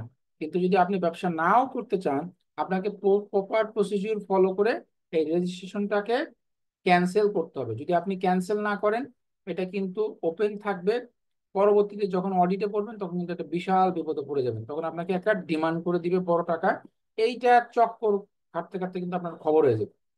সেই জন্য বলা হয়েছে কোন কোন ক্ষেত্রে আপনি ভ্যাট রেজিস্ট্রেশন ক্যান্সেলের জন্য আবেদন করতে পারেন। প্রথম কথা হলো ইফ ই মানে আপনি যদি একটা বিজনেস ফেলস করলেন, কমেন্স, আপনি ভ্যাট রেজিস্ট্রেশন নিলেন, ভাবলেন ব্যবসা করবেন, সামহাও আপনি আর ব্যবসাটাই শুরু করতে পারলেন না, যদি এরকম হয়, বা আপনার এমন হলো যে আপনি ব্যবসাটা বন্ধ করে দিয়েছেন, অথবা এমন হলো যে আপনার এই ব্যবসাটা, ধরেন আপনি মেডিটেশন সার্ভিস, এখন মেডিটেশন সার্ভিসের উপরে ভ্যাট নেই কথা বলতেন, বা 15% ভ্যাট আছে।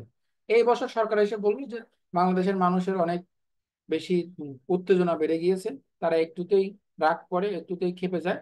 তা আমরা মনে করি যে না, তাদের একটু মেডিটেশন করা দরকার, এই মেডিটেশন সার্ভিসের উপরে ভ্যাটটা বললো কি এক্সামটেড করে দিবে।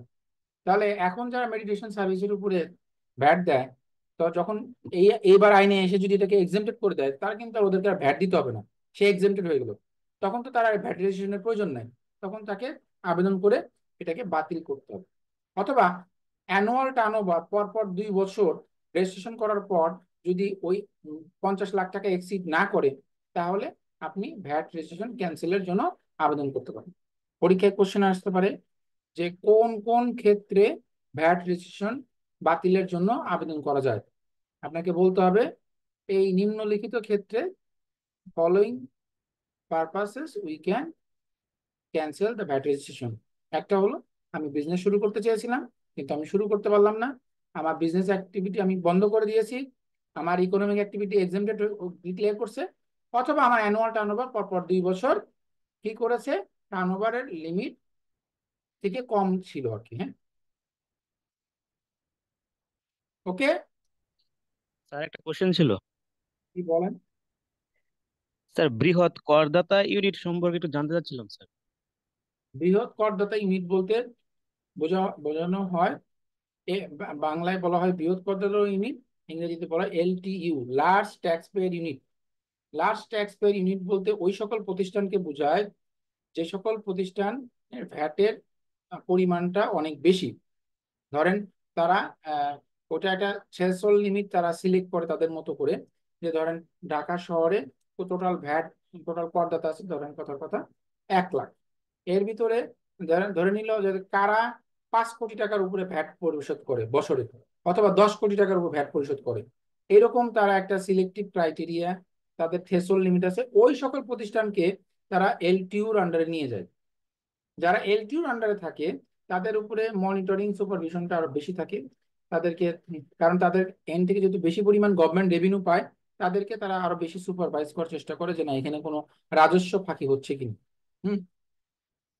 আমি আমার পূর্ববর্তী প্রতিষ্ঠানে যেখানে কাজ করতাম তারা LTUর আন্ডারে ছিল, আমি 6 বছর অডিট ফেস করেছি, সো আমি এটা সম্বন্ধে আমার যথেষ্ট নাকানি চুবানি খেতে হয়েছে আর কি। হ্যাঁ, সো বৃহৎ করদাতা ইউনিটের আন্ডারে পজিটিভ নেগেটিভ দুইটাই আছে, বাট বৃহৎ করদাতা ইউনিট বলতে এটাই বোঝায় যাদের টার্নওভার বেশি, যারা বেশি পরিমাণে কর দেয় সরকারকে, তাদেরকে বৃহৎ করদাতা ইউনিটের আন্ডারে সরকার ওই বা NBR থেকে ভ্যাট অথরিটি এটা সিলেক্ট করে দেয় এবং তাদেরকে তারা মনিটরিং করে। ওটার জন্য একটা আলাদা সেল আছে, আপনার বিভিন্ন সার্কেল বা কমিশনার তো আছে, বাট LTUর জন্য আলাদা সেল আছে। যেমন বড় বড় ব্যাংকগুলো তো অনেক টাকা ভ্যাট দেয়, তারপরে বড় বড় ম্যানুফ্যাকচারিং কোম্পানি যদি বলেন, যেমন গ্রামীণ ফোন, বার্জার, তারপরে ইউনিলিভার, নেসলে, আমি যে কোম্পানিতে চাকরি করতাম ইউনিক গ্রুপ, হ্যাঁ, তারপরে বড় বড় যত প্রতিষ্ঠান আছে সবাই বেশিরভাগই LTUর আন্ডারে আর কি। হ্যাঁ, মেঘনা গ্রুপ। জি স্যার, থ্যাংক ইউ স্যার। এখন ফাইন্যান্স অ্যাক্ট 2024 এর থ্রুতে কিছু চেঞ্জেস আসছিল, সেই চেঞ্জগুলো আমরা একটু আলোচনা করি। আমরা অলরেডি অনেক কিছু ডিসকাস করে ফেলেছি। আমরা বলেছি যে ভ্যাট এজেন্ট হলে তাকে ম্যান্ডেটরি ভ্যাটের আন্ডারে রেজিস্ট্রেশন নিতে হবে। ভ্যাট এজেন্ট কারা সেটা আমরা বলেছি, যে সকল প্রতিষ্ঠানের বাংলাদেশে কোনো অফিস নেই কিন্তু তারা এখান থেকে ইনকাম জেনারেট করতেছে, লাইক গুগল, ফেসবুক, তাহলে তাকে অবশ্যই বাংলাদেশে ভ্যাট রিটার্ন জমা দিতে হবে এবং ভ্যাট পরিশোধ করতে হবে। সেই ভ্যাটটা কে পরিশোধ, আমার কাছে ইন্টারভিউ 100টা ইন্টারভিউ। সরি, আচ্ছা, তো সিম প্রোভাইড যারা করে অথবা তাদের ব্রাঞ্চ লিয়াজ অফিস আছে, আমরা আলোচনা করেছি ভ্যাট এজেন্ট, তাদেরকে ভ্যাট রেজিস্ট্রেশন নিতে হবে। আরো বলা হয়েছে SS কোড 74 এর আন্ডারে space or structure rental service receiver government Jio 6 এর মাধ্যমে বলা হয়েছে যে এটা আপনার বাতিল করেছে, যে স্পেস বা স্ট্রাকচার বা রেন্টাল রিসিভার যদি এরকম হয় যে আপনার কোন ওম্যান এন্টারপ্রেনার আছে অথবা আপনি আইটি এনেবল কোনো সার্ভিস প্রোভাইড করছেন, এদের ক্ষেত্রে আবার ভ্যাট রেজিস্ট্রেশন নিতে হবে না। এটা শিথিল করেছে ওনার এন্টারপ্রেনার, ওম্যান এন্টারপ্রেনার আর হচ্ছে হলো আইটি এনেবল সার্ভিসের ক্ষেত্রে আর কি। আগে যেমন আইনে বলা ছিল টু অর মোর আপনার হলো ম্যানুফ্যাকচারিং ইউনিট হইলে পারে আপনি সেন্ট্রাল রেজিস্ট্রেশনের জন্য অ্যাপ্লাই করতে পারবেন। এখন সেটা বলা হয়েছে ওয়ান অর মোর। আগে বলা হয়েছিল আইডেন্টিক্যাল অর সিমিলার গুডস, এখন আইডেন্টিক্যাল অর এটা ট্রেডার আর কমার্শিয়াল ইম্পোর্টারের ক্ষেত্রে বলা হয়েছে। এখন আর ট্রেডার আর কমার্শিয়ালের ক্ষেত্রে আইডেন্টিক্যাল অর সিমিলার গুডস এর কথা বলা নাই, কারণ ট্রেডার বা কমার্শিয়াল তো আইডেন্টিক্যাল অর সিমিলার গুডস না, ও তো যা পায় সেটাই নিয়ে আসে। সো ওর জন্য আইডেন্টিক্যাল অর সিমিলার গুডস প্রযোজ্য হবে না সেন্ট্রাল রেজিস্ট্রেশনের জন্য। ম্যানুফ্যাকচারের জন্য প্রযোজ্য হবে। রুমিকে, এটা আপনার এখান থেকে স্ক্র্যাচ আসতেছে, আপনি একটু করেন রুমি। সো ট্রেডার এবং কমার্শিয়াল ইম্পোর্টারের ক্ষেত্রে আইডেন্টিক্যাল অর সিমিলার গুডস প্রযোজ্য হবে না সেন্ট্রাল রেজিস্ট্রেশনের জন্য। আর ম্যানুফ্যাকচারার যাদের নিজস্ব ডিপো আছে তারাও, তাদের যদি এরকম ডিপো থাকে, তো হোয়াট এভার দ্য রেট, আপনার 5% হোক অথবা 3% হোক অথবা 15% হোক, তারা যদি তার নিজস্ব ডিপোর মাধ্যমে করে তাহলে তার ক্ষেত্রেও সেন্ট্রাল রেজিস্ট্রেশনে সে নিতে পারবে। আচ্ছা, এখানে রুমিকে বারবার করে ওনার এখান থেকে স্ক্র্যাচ আসছে। যে রনি ভাই, গতকালকেও আমাদের ক্লাসে এই সমস্যাটা ফেস করতে হয়েছে। হ্যাঁ, আজকে কষ্ট করে এমনটা করেন না, তাহলে তো এই স্কেচের কারণে আমাদের প্রেজেন্টেশনটাই সৌন্দর্য নষ্ট হয়ে যাচ্ছে ভাই। ঠিক আছে, চলে গেছে। ওকে, এগুলো আমরা অলরেডি আলোচনা করেছি, এটা নিয়ে আলোচনা করার কিছু নাই। সো মোটামুটি এই হলো ভ্যাট রেজিস্ট্রেশন নিয়ে আলোচনা। ভ্যাট রেজিস্ট্রেশন নিয়ে যদি কারো কোনো কোশ্চেন থাকে বলতে পারেন।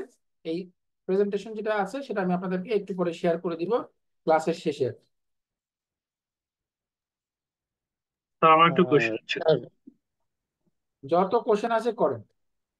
স্যার আপনি বিন ডিসপ্লের কথা যেটা বলেছেন, সেটা যদি আমার স্যার একটা ফ্যাক্টরি চিটাগাং একটা ফ্যাক্টরি ঢাকায় থাকে, অথবা আমার সেন্ট্রাল রেজিস্ট্রেশন যেখানে আছে সেটা অন্য ইউনিটে আছে, তাহলে কি আমার প্রত্যেকটা জায়গায় বিনটা ডিসপ্লে করতে হবে, নাকি আমি সেন্ট্রাল যেখানে আছে সেখানে ডিসপ্লে করলে হবে? সেখানে করতে হবে। Thank you sir. স্যার একটা কোশ্চেন স্যার। প্লিজ। স্যার ওই যে সেন্ট্রাল ভ্যাট রেজিস্ট্রেশনের স্লাইডে যেখানে লেখা ছিল যে আগে ছিল টু অর মোর, এখন পরিবর্তন হয়েছে ওয়ান অর মোর, এর মানে কি যাদের এখন একটা ফ্যাক্টরি আছে তারাও সেন্ট্রাল ভ্যাট রেজিস্ট্রেশনে আসবে, আর আগে একটা ফ্যাক্টরি থাকলে আসতো না, এরকম স্যার? একটা হলে তো তার ভাই ইউনিট রেজিস্ট্রেশন হচ্ছে, একের অধিক হলেই না সেন্ট্রাল রেজিস্ট্রেশনের কথাটা আসতেছে।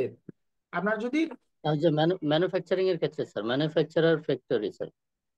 হ্যাঁ, ম্যানুফ্যাকচারার যদি হয়, ম্যানুফ্যাকচারার যদি তার ফ্যাক্টরি থাকে এবং তার যদি আলাদা, ধরেন দুইটা ম্যানুফ্যাকচারিং ইউনিট আছে, ফ্যাক্টরি আছে, এবং তার হচ্ছে হলো সেন্ট্রাল, সরি, তার একটা হলো হেড অফিস আছে, তাহলে সে অবশ্যই সে সেন্ট্রাল রেজিস্ট্রেশনের জন্য আবেদন করতে পারবে।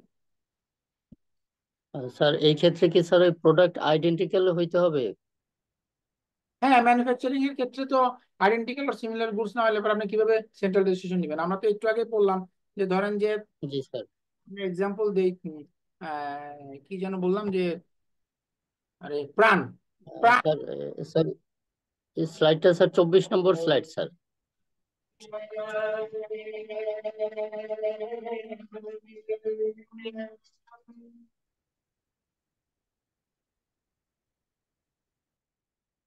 নাম্বার 24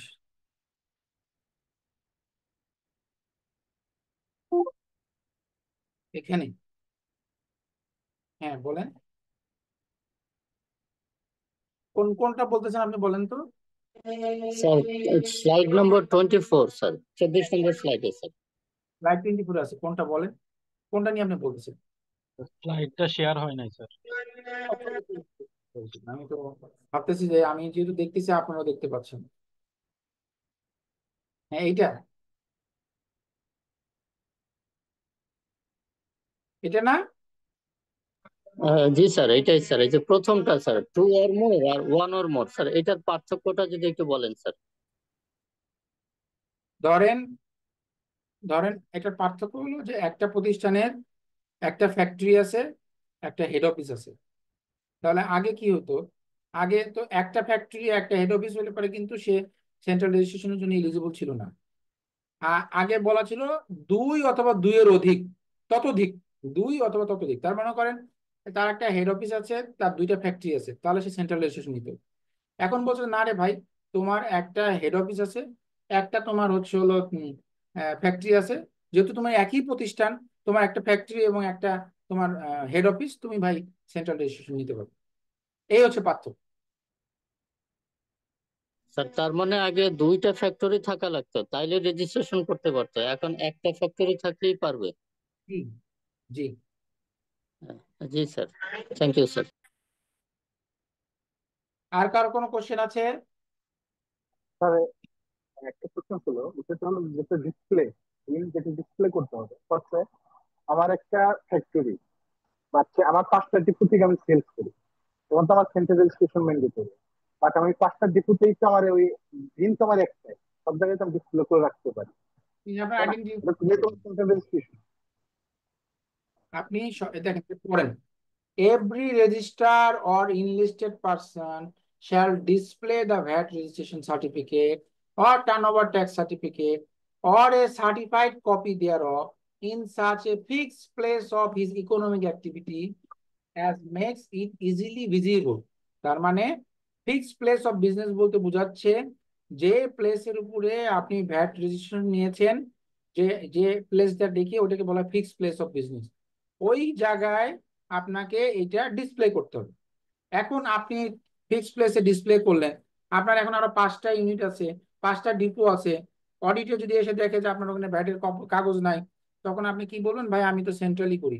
কিন্তু ওখানেও আপনাকে ওই ওই ওইটাই আপনাকে করবেন। আপনি যদি কখনো যেমন আপনি CP5 বা টেস্টি ট্রিট এই ধরনের দোকানে যান, ওই ক্যাশিয়ারের যে টাকা নেয় ওর পিছনে দেখবেন সুন্দর করে ওর ভ্যাট রেজিস্ট্রেশনটাকে টাঙানো আছে। ওর কিন্তু আউটলেট আছে 100টা, কিন্তু ওর কিন্তু ওই মূল নাম ভ্যাট রেজিস্ট্রেশন সহ দেখবেন, যান এরপরে যেদিন যান লক্ষ্য করবেন দেখেন সুন্দর করে টাঙানো আছে।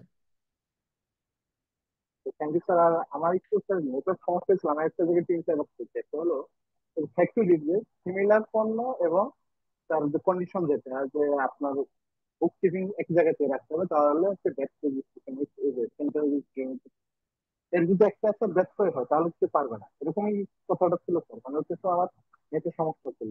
এটা হচ্ছে আইডেন্টিক্যাল অর সিমিলার গুডস হইতে হবে। আইডেন্টিক্যাল এবং সিমিলার গুডস এটা হলো একটা শর্ত। দ্বিতীয় শর্ত হলো books of account centrally maintain করতে হবে। যেমন আইডেন্টিক্যাল অর সিমিলার গুডস এর আমরা এক্সাম্পল দিলাম যে ইলেকট্রনিক গুডস, এর ভিতরে ফ্রিজ, এসি, ল্যাপটপ। আমি যদি ওয়ালটনের কথা বলি, ওয়ালটন দেখেন ফ্রিজ তৈরি করে, তারপরে মনে করেন যে এসি তৈরি করে, প্রেসার কুকার তৈরি করে, তারপরে আপনার কেটলি তৈরি করে, কত রকমের ইলেকট্রনিক্স আইটেম তৈরি করে। সব ইলেকট্রনিক্স আইটেমই কিন্তু ইলেকট্রনিক আইটেম, তাহলে আইডেন্টিক্যাল আর সিমিলার গুডস। এবং সে যদি books of account centrally maintain করে তাহলে সে সেন্ট্রাল রেজিস্ট্রেশন নিবে। আর যদি এমন হয় তার প্রোডাক্টটা, সে ফার্নিচার সেল করে, সে ইলেকট্রনিক প্রোডাক্ট সেল করে, সে আবার প্লাস্টিক প্রোডাক্ট সেল করে, সে আবার ম্যানুফ্যাকচারিং ইউনিটের মাধ্যমে সে জুস তৈরি করে, তাহলে কিন্তু আইডেন্টিক্যাল আর সিমিলার গুডস না। যদিও সে centrally books of accounts maintain করে, যেহেতু আইডেন্টিক্যাল আর সিমিলার গুডস না, সেটাও তাকে আলাদা আলাদা সেন্ট্রাল রেজিস্ট্রেশন নিতে হবে। কেন নিতে হবে? এর পিছনে একটা কারণ আছে। কারণটা হচ্ছে যে প্রত্যেকের ভ্যালু এডিশন আলাদা। কারণ আপনি যখন ইলেকট্রনিক্স গুডস তৈরি করেন, তার কস্ট অফ এক একটা নেচার আলাদা, তার ভ্যালু এডিশন আলাদা। আপনার একটা ম্যানুফ্যাকচারিং প্ল্যান্টের ভ্যালু এডিশন আলাদা, সার্ভিসের ভ্যালু এডিশন আলাদা। এই জন্য আপনাকে তখন আলাদা আলাদা নিতে হবে।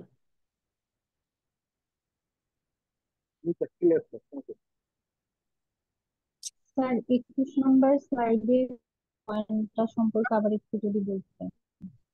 নাম্বার স্লাইড 3 নাম্বার পয়েন্টটা, 21 নাম্বার স্লাইড। 21 নাম্বার। জি স্যার। 21 number slide. 21 নাম্বার স্লাইডে বলা আছে যে কখন আপনি ভ্যাট রেজিস্ট্রেশন ক্যান্সেলেশনের জন্য আবেদন করবেন। স্যার শুধু 3 নাম্বার পয়েন্টটা একটু আবার বলবেন। হ্যাঁ, স্যার 3 নাম্বার পয়েন্টটা। 3 নাম্বার পয়েন্টে বলতেছে his economic activity has been declare as exempted. ধরেন আপনি আজকে একটা বিউটি পার্লার খুললেন, বিউটি পার্লারের উপরে 15% ভ্যাট। এইবার আইনে এসে সরকার বলল, এবার তো সরকারে অনেক মনে করেন যে প্রণোদনা দেওয়ার একটা প্ল্যানিং আছে। তো ধরেন সরকার বললো যে বিউটি পার্লারের উপরে কোনো ভ্যাট প্রযোজ্য হবে না, আমি এটা এক্সেমটেড করে দিলাম। তাহলে আপনি একটা সার্ভিস প্রতিষ্ঠান, আপনার এখন একটা বিউটি পার্লার আছে, আপনি 15% ভ্যাট দেন। এইবার জুলাই মাসে এসে বলে দিল যে না, বিউটি পার্লারের উপর কোনো ভ্যাট নেই। বা অডিট অ্যান্ড অ্যাকাউন্টিং ফার্ম, তারা অনেক ভালো কাজ করে, তারা দেশের সেবা করে, তাদেরকে কোনো ভ্যাট দিতে হবে না। তো আপনার তো আগে ভ্যাট রেজিস্ট্রেশন আছে, আপনি এতদিন ভ্যাট দিয়েছেন, জুলাই থেকে তো আর আপনাকে ভ্যাট রিটার্ন জমা দিতে হবে না। তাহলে আপনি কি করবেন? আপনার দায়িত্ব কর্তব্য কি? আপনার দায়িত্ব কর্তব্য হচ্ছে আপনাকে ভ্যাট অফিসে অ্যাপ্লিকেশন করতে হবে যে ভাই, এইবার যে নতুন আইন হয়েছে 2025 সালের 1 জুলাই থেকে আমার উপরে ভ্যাট প্রযোজ্য নয়। সো এই জন্য আমি আবেদন করলাম, আমাকে এখান থেকে মুক্তি দেওয়া হোক। সো আমার যে ভ্যাট রেজিস্ট্রেশন আছে সেটাকে বাতিল করা হোক। তখন তারা এটা চিরতরে বাতিল করে দিবে। এইটা হচ্ছে 3 number. Okay sir, thank you. আর কারো কোনো কোশ্চেন আছে? স্যার তাহলে আগে জি বলেন।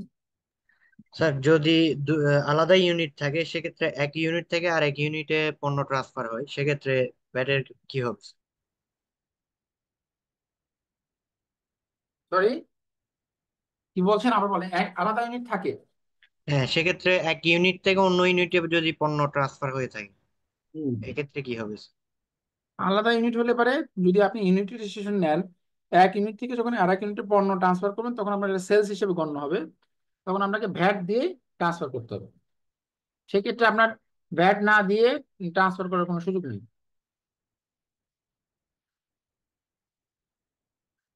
ওকে, স্যার আবার একটু যদি রিপিট করেন স্যার, প্লিজ স্যার আবার একটু রিপিট করেন এই সেন্টেন্সটা।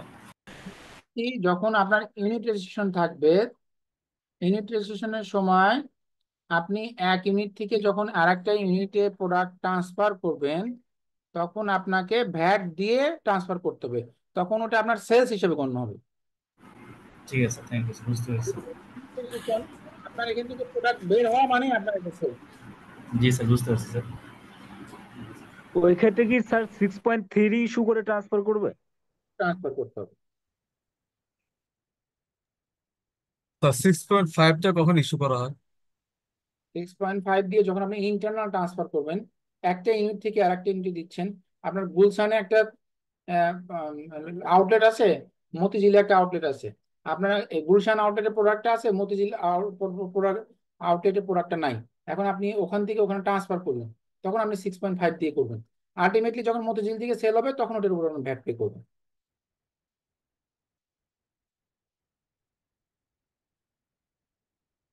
ঠিক আছে? জি স্যার, ওটা সেন্ট্রাল রেজিস্ট্রেশন ক্ষেত্রে ভাই, ওটা যে ইউনিট রেজিস্ট্রেশন ক্ষেত্রে না, সেন্ট্রাল রেজিস্ট্রেশন ক্ষেত্রে। ওকে, আমরা নেক্সট ইয়েতে যাই। আজকে 158 জন 57 জন স্টুডেন্ট দেখতেছি। আমি জানি না নেক্সট ক্লাসে এত স্টুডেন্ট থাকবে কিনা। প্রথম দিকে দেখা যায় যে স্টুডেন্ট থাকে, তারপর থাকে না। সো আমি রিকোয়েস্ট করবো আপনারা ক্লাসগুলো জয়েন করলে আপনাদের উপকার হবে, আশা করি আর কি। হ্যাঁ, আপনারা কনসিস্টেন্সি রাখেন আর কি। এখন আসেন ম্যানার অফ ভ্যাট কালেকশন। যে আমি এই যে ভ্যাটটা জি কিছু বললেন? স্যার একটা কোশ্চেন ছিল, ইউনিট ট্রান্সফার যদি হয় সেক্ষেত্রে কত পার্সেন্ট এড হবে সেল যদি দেখানো হয়? অ্যাডের কিছু তো নাই। ইউনিট ট্রান্সফারের ক্ষেত্রে সে ভ্যাট দিয়ে করবে সরাসরি, এখানে তো কোনো পার্সেন্টেজের কিছু নাই। আপনি যখন ইউনিট একটা রেজিস্ট্রেশন থেকে আপনি কাউকে দিচ্ছেন, মানে ওটা আপনার সেল, ওখানে ট্রান্সফারের কিছু নাই। তো আপনার 100 টাকার দাম, 100 টাকার উপর 15 টাকা ভ্যাট দিবেন। এখন এটা কাস্টমস রিলেটেড পড়াশোনা আমরা করছি, ভালো করে মনোযোগ দিয়ে শুনবেন, কারণ এটা একটা স্ট্রাকচার। এই স্ট্রাকচার আপনার সকল ক্ষেত্রে প্রযোজ্য হবে আর কি। যখনই আপনি কোনো ইম্পোর্ট করবেন কোনো গুডস অথবা প্রোডাক্ট, তখন আপনার এই স্ট্রাকচার ফলো করে আপনার কাস্টম ডিউটি প্রযোজ্য হয়। কল আসছিল দেখুন। সো আমরা বাকি আলোচনায় পরে যাচ্ছি, আগে এটা একটু আপনাদের সাথে আলোচনা করে নিই। ফর এক্সাম্পল, একটা প্রোডাক্ট আপনি ইম্পোর্ট করেছেন দেশের বাইরে থেকে। সেই প্রোডাক্ট যখন ইম্পোর্ট করবেন, ইম্পোর্টের সময় কাস্টমস ডিউটি ক্যালকুলেশন হয় কোন ভ্যালুর উপরে? সেই ভ্যালুটার নাম হচ্ছে অ্যাসেসমেন্ট ভ্যালু। অ্যাসেসমেন্ট ভ্যালু বলতে আমরা কি বুঝি? অ্যাসেসমেন্ট ভ্যালু বলতে বোঝায় যার ভিতরে আপনার ওই প্রোডাক্টের যেটা ইম্পোর্ট করেছেন সেটার যা ভ্যালু, কথার কথা $100, তার সাথে আপনার ফ্রেট এন্ড ইন্স্যুরেন্স থাকে। ফ্রেট ইন্স্যুরেন্স যোগ করে যে ভ্যালু হয় সেটাকে বলা হয় অ্যাসেসমেন্ট ভ্যালু। আপনারা যদি কখনো এলসি ডকুমেন্টস দেখে থাকেন, এলসি ডকুমেন্টের 46 নাম্বার কলামে অ্যাসেসমেন্ট ভ্যালু দেওয়া থাকে। কি বললাম? এলসি ডকুমেন্টের 46 নাম্বার কলামে অ্যাসেসমেন্ট ভ্যালু দেওয়া থাকে। সো এই 46 নাম্বার কলামে বলা আছে একটা প্রোডাক্টের অ্যাসেসমেন্ট ভ্যালু হচ্ছে 50,000 টাকা। সেই প্রোডাক্টের উপরে সিডি অর্থ কাস্টমস ডিউটি, কাস্টম ডিউটি 25% প্রযোজ্য। আরডি মানে রেগুলেটরি ডিউটি 10%, সাপ্লিমেন্টারি ডিউটি মানে সম্পূরক শুল্ক 20%, ভ্যাট 15% এবং এটি হলো অ্যাডভান্স ট্যাক্স, বা আগে এটাকে এটিবি বলা হতো, হচ্ছে 5%। তাহলে এই যে 50,000 টাকা যে প্রোডাক্টের অ্যাসেসমেন্ট ভ্যালু, আসলে ওই প্রোডাক্টের উপরে কত টাকা ডিউটি ট্যাক্সেস আসতেছে এবং ডিউটি ট্যাক্সেস সহ ওই প্রোডাক্টের ভ্যালুটা কত দাঁড়াবে, এবং এখান থেকে কোনটা কোনটা আপনার প্রোডাক্টের কস্ট এবং কোনটা কোনটা আপনি রিবেট নিতে পারবেন, সেই বিষয়গুলো আমরা এখন আলোচনা করব। খুব সিরিয়াসলি মনোযোগ দিয়ে শুনবেন। স্যার এলসি ডকুমেন্ট বলতে কি স্যার বিল অফ এন্টিটি বোঝানো হয়েছে স্যার? ধরেন আপনার একটা প্রোডাক্টের অ্যাসেসমেন্ট হলো 50,000 টাকা। এটা হলো স্ট্রাকচার, এটা এই স্ট্রাকচার সেম ক্রনোলজিক্যালি আসবে। প্রথমে আসবে সিডি বলতে কাস্টম ডিউটি। কাস্টম ডিউটি কোন ভ্যালুর উপরে প্রযোজ্য হয়? Assessment value. অ্যাসেসমেন্ট ভ্যালু কত বলা আছে? 50,000 টাকা। 50,000 টাকা কাস্টম ডিউটি রেট কত? 25%। তাহলে 50,000-এর উপর 25% করলে 12,500 টাকা আসবে কাস্টম ডিউটি। এরপরে আরডি মানে regulatory duty. Regulatory duty assessment ভ্যালুর উপরে হয়। অ্যাসেসমেন্ট ভ্যালু 50,000, তার উপর 10% 5,000 টাকা রেগুলেটরি ডিউটি। এরপরে আসে সাপ্লিমেন্টারি ডিউটি। সাপ্লিমেন্টারি ডিউটি ক্যালকুলেশনের ক্ষেত্রে ফর্মুলা হচ্ছে অ্যাসেসমেন্ট ভ্যালুর সাথে সিডি এবং আরডি যোগ করে যে ভ্যালু হবে তার উপরে সাপ্লিমেন্টারি ডিউটি হয়। তাহলে এই 50,000 টাকা অ্যাসেসমেন্ট ভ্যালু, তার সাথে সিডি হচ্ছে 12,500, এর সাথে আরডি হচ্ছে হলো 5,000, এই হলো 67,500। এর উপর 20% করলে 13,500 টাকা হচ্ছে হলো এসডি। এরপরে আসে ভ্যাট। ভ্যাট কি হয়? এই অ্যাসেসমেন্ট ভ্যালুর সাথে সিডি আরডি এসডি যোগ করে যে ভ্যালু হয়, এই 67,500 সাথে এই 13,500 যোগ করে 81,000 টাকা, এর উপর 15% করলে এই 12,150 টাকা ভ্যাট। এবং এটি ভ্যাট যে ভ্যালুর উপরে হয়, এটি সেই ভ্যালুর উপরে হয়। এখানেও সিডি আরডি এসডি সব যোগ করে ওই 81,000 টাকার উপর 5% এটি আসছে আর কি। হ্যাঁ, সো এই যে স্ট্রাকচার, এইটা আপনাকে ফলো করতে হবে। এখানে একটা জিনিস নাই, সেটা হলো অ্যাডভান্স ইনকাম ট্যাক্স, এআইটি। সেটা হয় হলো অ্যাসেসমেন্ট ভ্যালুর উপরে। তাহলে এখানে অ্যাসেসমেন্ট ভ্যালু 50,000 টাকা, তার উপর 5% 5,000 টাকা আসবে হলো আপনার অ্যাডভান্স ইনকাম ট্যাক্স। সো আপনার এখানে একটা ক্যাসকেডিং, একটু আগে বলছিলাম না ক্যাসকেডিং ইফেক্ট, এই যে ক্যাসকেডিং ইফেক্ট ভ্যাটের, আপনার যদি পরীক্ষায় আসে যে what is the cascading effect on VAT, VAT আইনে ক্যাসকেডিং ইফেক্ট কি, তখন আমাকে বলতে হবে ভ্যাট আইনে ক্যাসকেডিং ইফেক্ট হচ্ছে VAT on VAT. Supplementary duty is a part of VAT. তারপরে দেখেন ভ্যাট ক্যালকুলেশনের সময় সাপ্লিমেন্টারি ডিউটি অ্যাড করে তারপরে আপনার ভ্যাট ক্যালকুলেশন হচ্ছে, তার জন্য কিন্তু ভ্যাটটা বেশি আসতেছে। This is called cascading effect. Okay, এখন আপনার কস্ট কোনগুলো? আপনার কস্ট হচ্ছে হলো অ্যাসেসমেন্ট ভ্যালু, এর সাথে সিডি আরডি এবং এসডি, এই তিনটা আপনি রিবেট পাবেন না। এই তিনটা মিলে আপনার কস্ট অফ গুডস সোল্ড আসবে। তার মানে 50,000 টাকা, 12,500, 5,000 আর 13,500, এই তিনটা যোগ করলে যা হবে, দিস উইল বি ইয়োর আপনার কস্ট। আর তার মানে ৮১,০০০ টাকা হবে আপনার ওই প্রোডাক্টের কস্ট অফ গুডস সোল্ড। আর ভ্যাট আপনি বিল অফ এন্ট্রি থ্রুতে 6 রিটার্নের সাথে আপনি অ্যাডজাস্ট করবেন, আপনি এটা রিবেট নেবেন। আর এটি যেটা আছে সেটাও আপনি অ্যাডজাস্ট করবেন, এটাকে বলা ডিক্রিজিং অ্যাডজাস্টমেন্ট। ভ্যাটটা রিবেট হিসেবে ক্লেম করা হয় আর এটি রিবেট ডিক্রিজিং অ্যাডজাস্টমেন্ট হিসেবে ক্লেম করা হয়। আর এআইটি যেটা দিবেন অ্যাডভান্স ইনকাম ট্যাক্স, সেটা আপনি ইয়ারলি ইনকাম ট্যাক্স রিটার্নের সাথে এটা অ্যাডজাস্ট করতে পারবেন। সবাই বুঝতে পেরেছেন কিনা বলেন? জি স্যার। জি স্যার, আমি একটা বুঝতে পারছি। স্যার এই এটি এবং এআইটি এটা কি একই জিনিস মনে হচ্ছিল, কিন্তু এখন তো মনে হচ্ছে দুইটা স্যার। এটি এবং এআইটি এক জিনিস না। এটি হচ্ছে অ্যাডভান্স ট্যাক্স, আগে এটাকে বলা হয়তো অ্যাডভান্স ট্রেড ভ্যাট। হ্যাঁ, আর এটিভি হ্যাঁ, আর একটা হচ্ছে হলো এটি হচ্ছে হলো এইটা, এআইটি হলো অ্যাডভান্স ইনকাম ট্যাক্স। হ্যাঁ, অ্যাডভান্স ইনকাম ট্যাক্স হচ্ছে হলো এটা হয় হলো কিছু করে অ্যাডজাস্টমেন্ট করে, এই দুটো দুই জিনিস, এটা এক জিনিস। হ্যাঁ, তার মানে স্যার এটি হচ্ছে অ্যাডভান্স ট্রেড, মানে অ্যাডভান্স ভ্যাট, অ্যাডভান্স ভ্যাট মানে ভ্যাটের দিক থেকে, আর এআইটি হচ্ছে ট্যাক্সের দিক থেকে। ট্যাক্স থেকে, ওটা ট্যাক্সের সাথে আপনি অ্যাডজাস্ট করবেন আর এটা ভ্যাটের সাথে অ্যাডজাস্ট করবেন।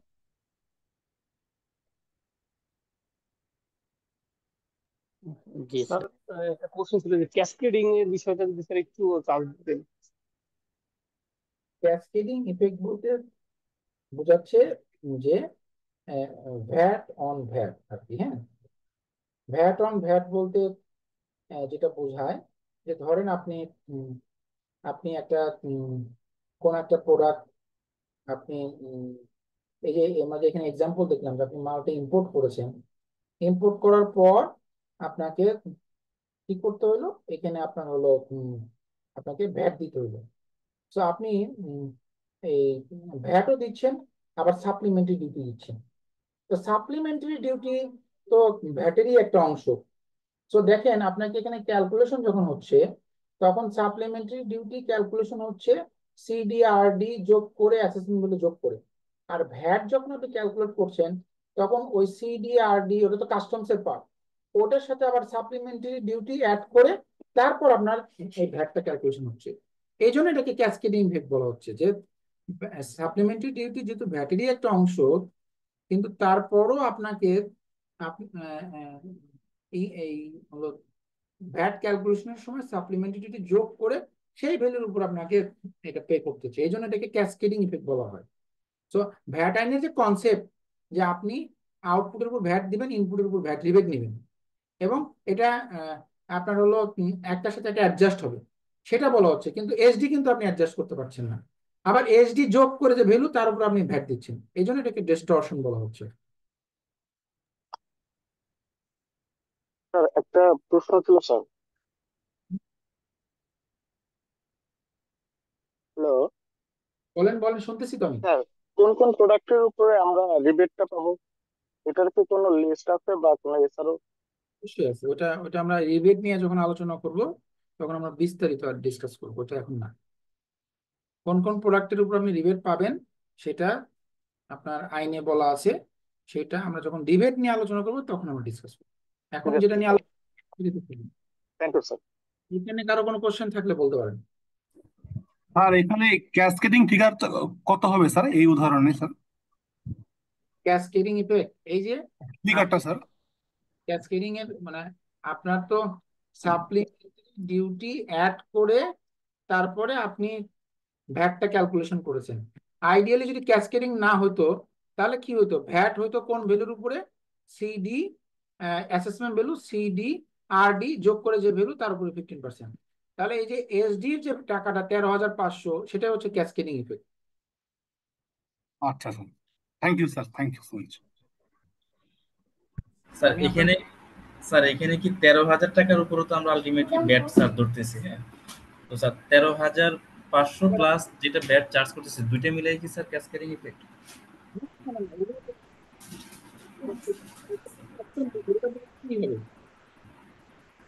কাস্টমস সিডিআরডি এগুলো তো আপনার কাস্টমসের পার্ট, কিন্তু ভ্যাটটা হচ্ছে হলো, এইচডিটা হচ্ছে হলো ভ্যাটের একটা অংশ। সিম্পল জিনিসটা বোঝার চেষ্টা করেন, জিনিসটাকে কমপ্লিকেটেড করেন না। কাস্টম ডিউটির পার্ট যেটা, সেটা তো আপনাকে দিতেই হবে। অ্যাসেসমেন্ট ভ্যালুর সাথে কাস্টম ডিউটি আরডি যোগ করে আপনি ভ্যাট ক্যালকুলেশন করবেন। এখানে তো আপনি সেটা না করে ভ্যাটটা যোগ করে সেই ভ্যালুর উপর আপনি ক্যালকুলেট করতেছেন, এই জন্য বলা হচ্ছে ক্যাসকেডিং ইফেক্ট।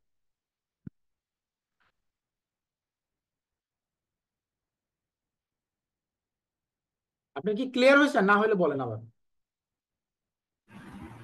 না স্যার ক্লিয়ার। আচ্ছা বলছিলাম যে আমরা তো এসডি অ্যাড করে তারপর ব্যাটটা ক্যালকুলেশন করি আর কি স্যার। তো সেই ক্ষেত্রে মানে এসডি যে 13,500 টাকা আছে, মানে এসডি যে অ্যামাউন্টটা ওটার উপর স্যার ব্যাট দিয়ে আর কি, সেটাই বলছিলাম আর কি স্যার। জি স্যার বুঝতে পারছি স্যার, ক্লিয়ার স্যার।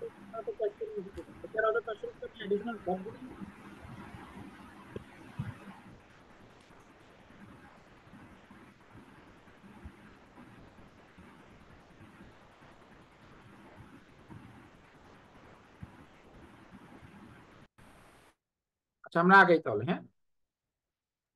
জি স্যার আগাম। তো কাস্টমস রিলেটেড যদি কোনো অঙ্ক আসে, আপনাদের থাকার সম্ভাবনা অনেক বেশি, তাহলে কিন্তু এই স্ট্রাকচার আপনাকে ফলো করতে হবে। Any math related to customs, এই কনসেপ্ট এই ক্রনোলজিক্যালি আপনাকে ফলো করে তারপর আপনাকে কাস্টমস এর অঙ্ক করতে হবে। বুঝে গেল? এখন আমরা জি স্যার। প্রথম দিকে আলোচনা করব। আমরা কি একটা ব্রেক দিতে পারি? জি জি স্যার, স্যার, একটা ব্রেক নামাজের দিলে ব্রেক, ভালো হয় স্যার। নামাজের ব্রেক দিলে ভালো হয় স্যার। এখন কিন্তু নাটক করে দিবো। এখন দিলে আপনাদের ভালো হয়, বলেন।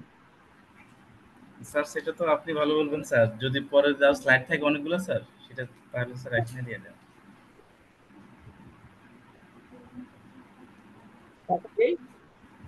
জি স্যার দেওয়া যায় স্যার। এখন 8:39 বাজে, আমরা কয়টায় আসতে পারি সেটা বলে দিলে সবচেয়ে সুন্দর।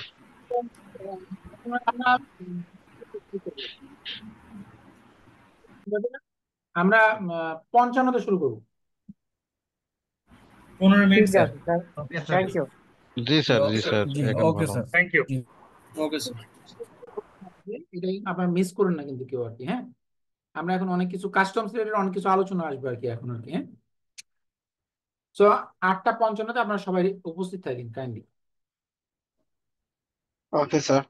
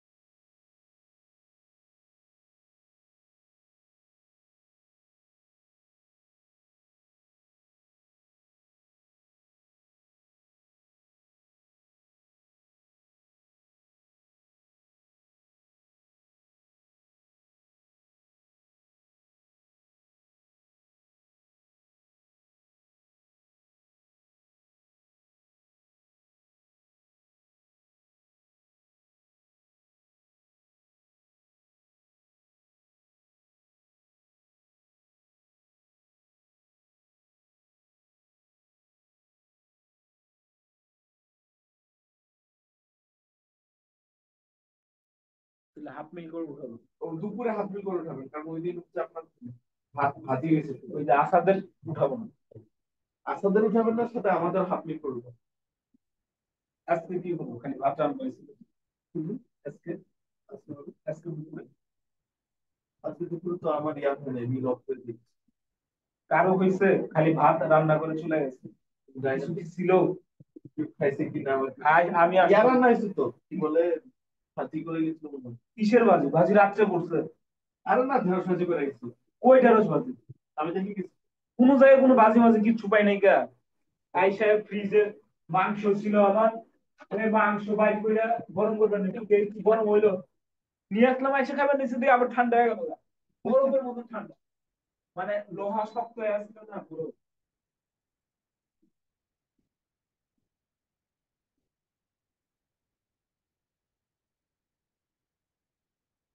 আমি আজকে আমি ভাত পুরো আমার খাই।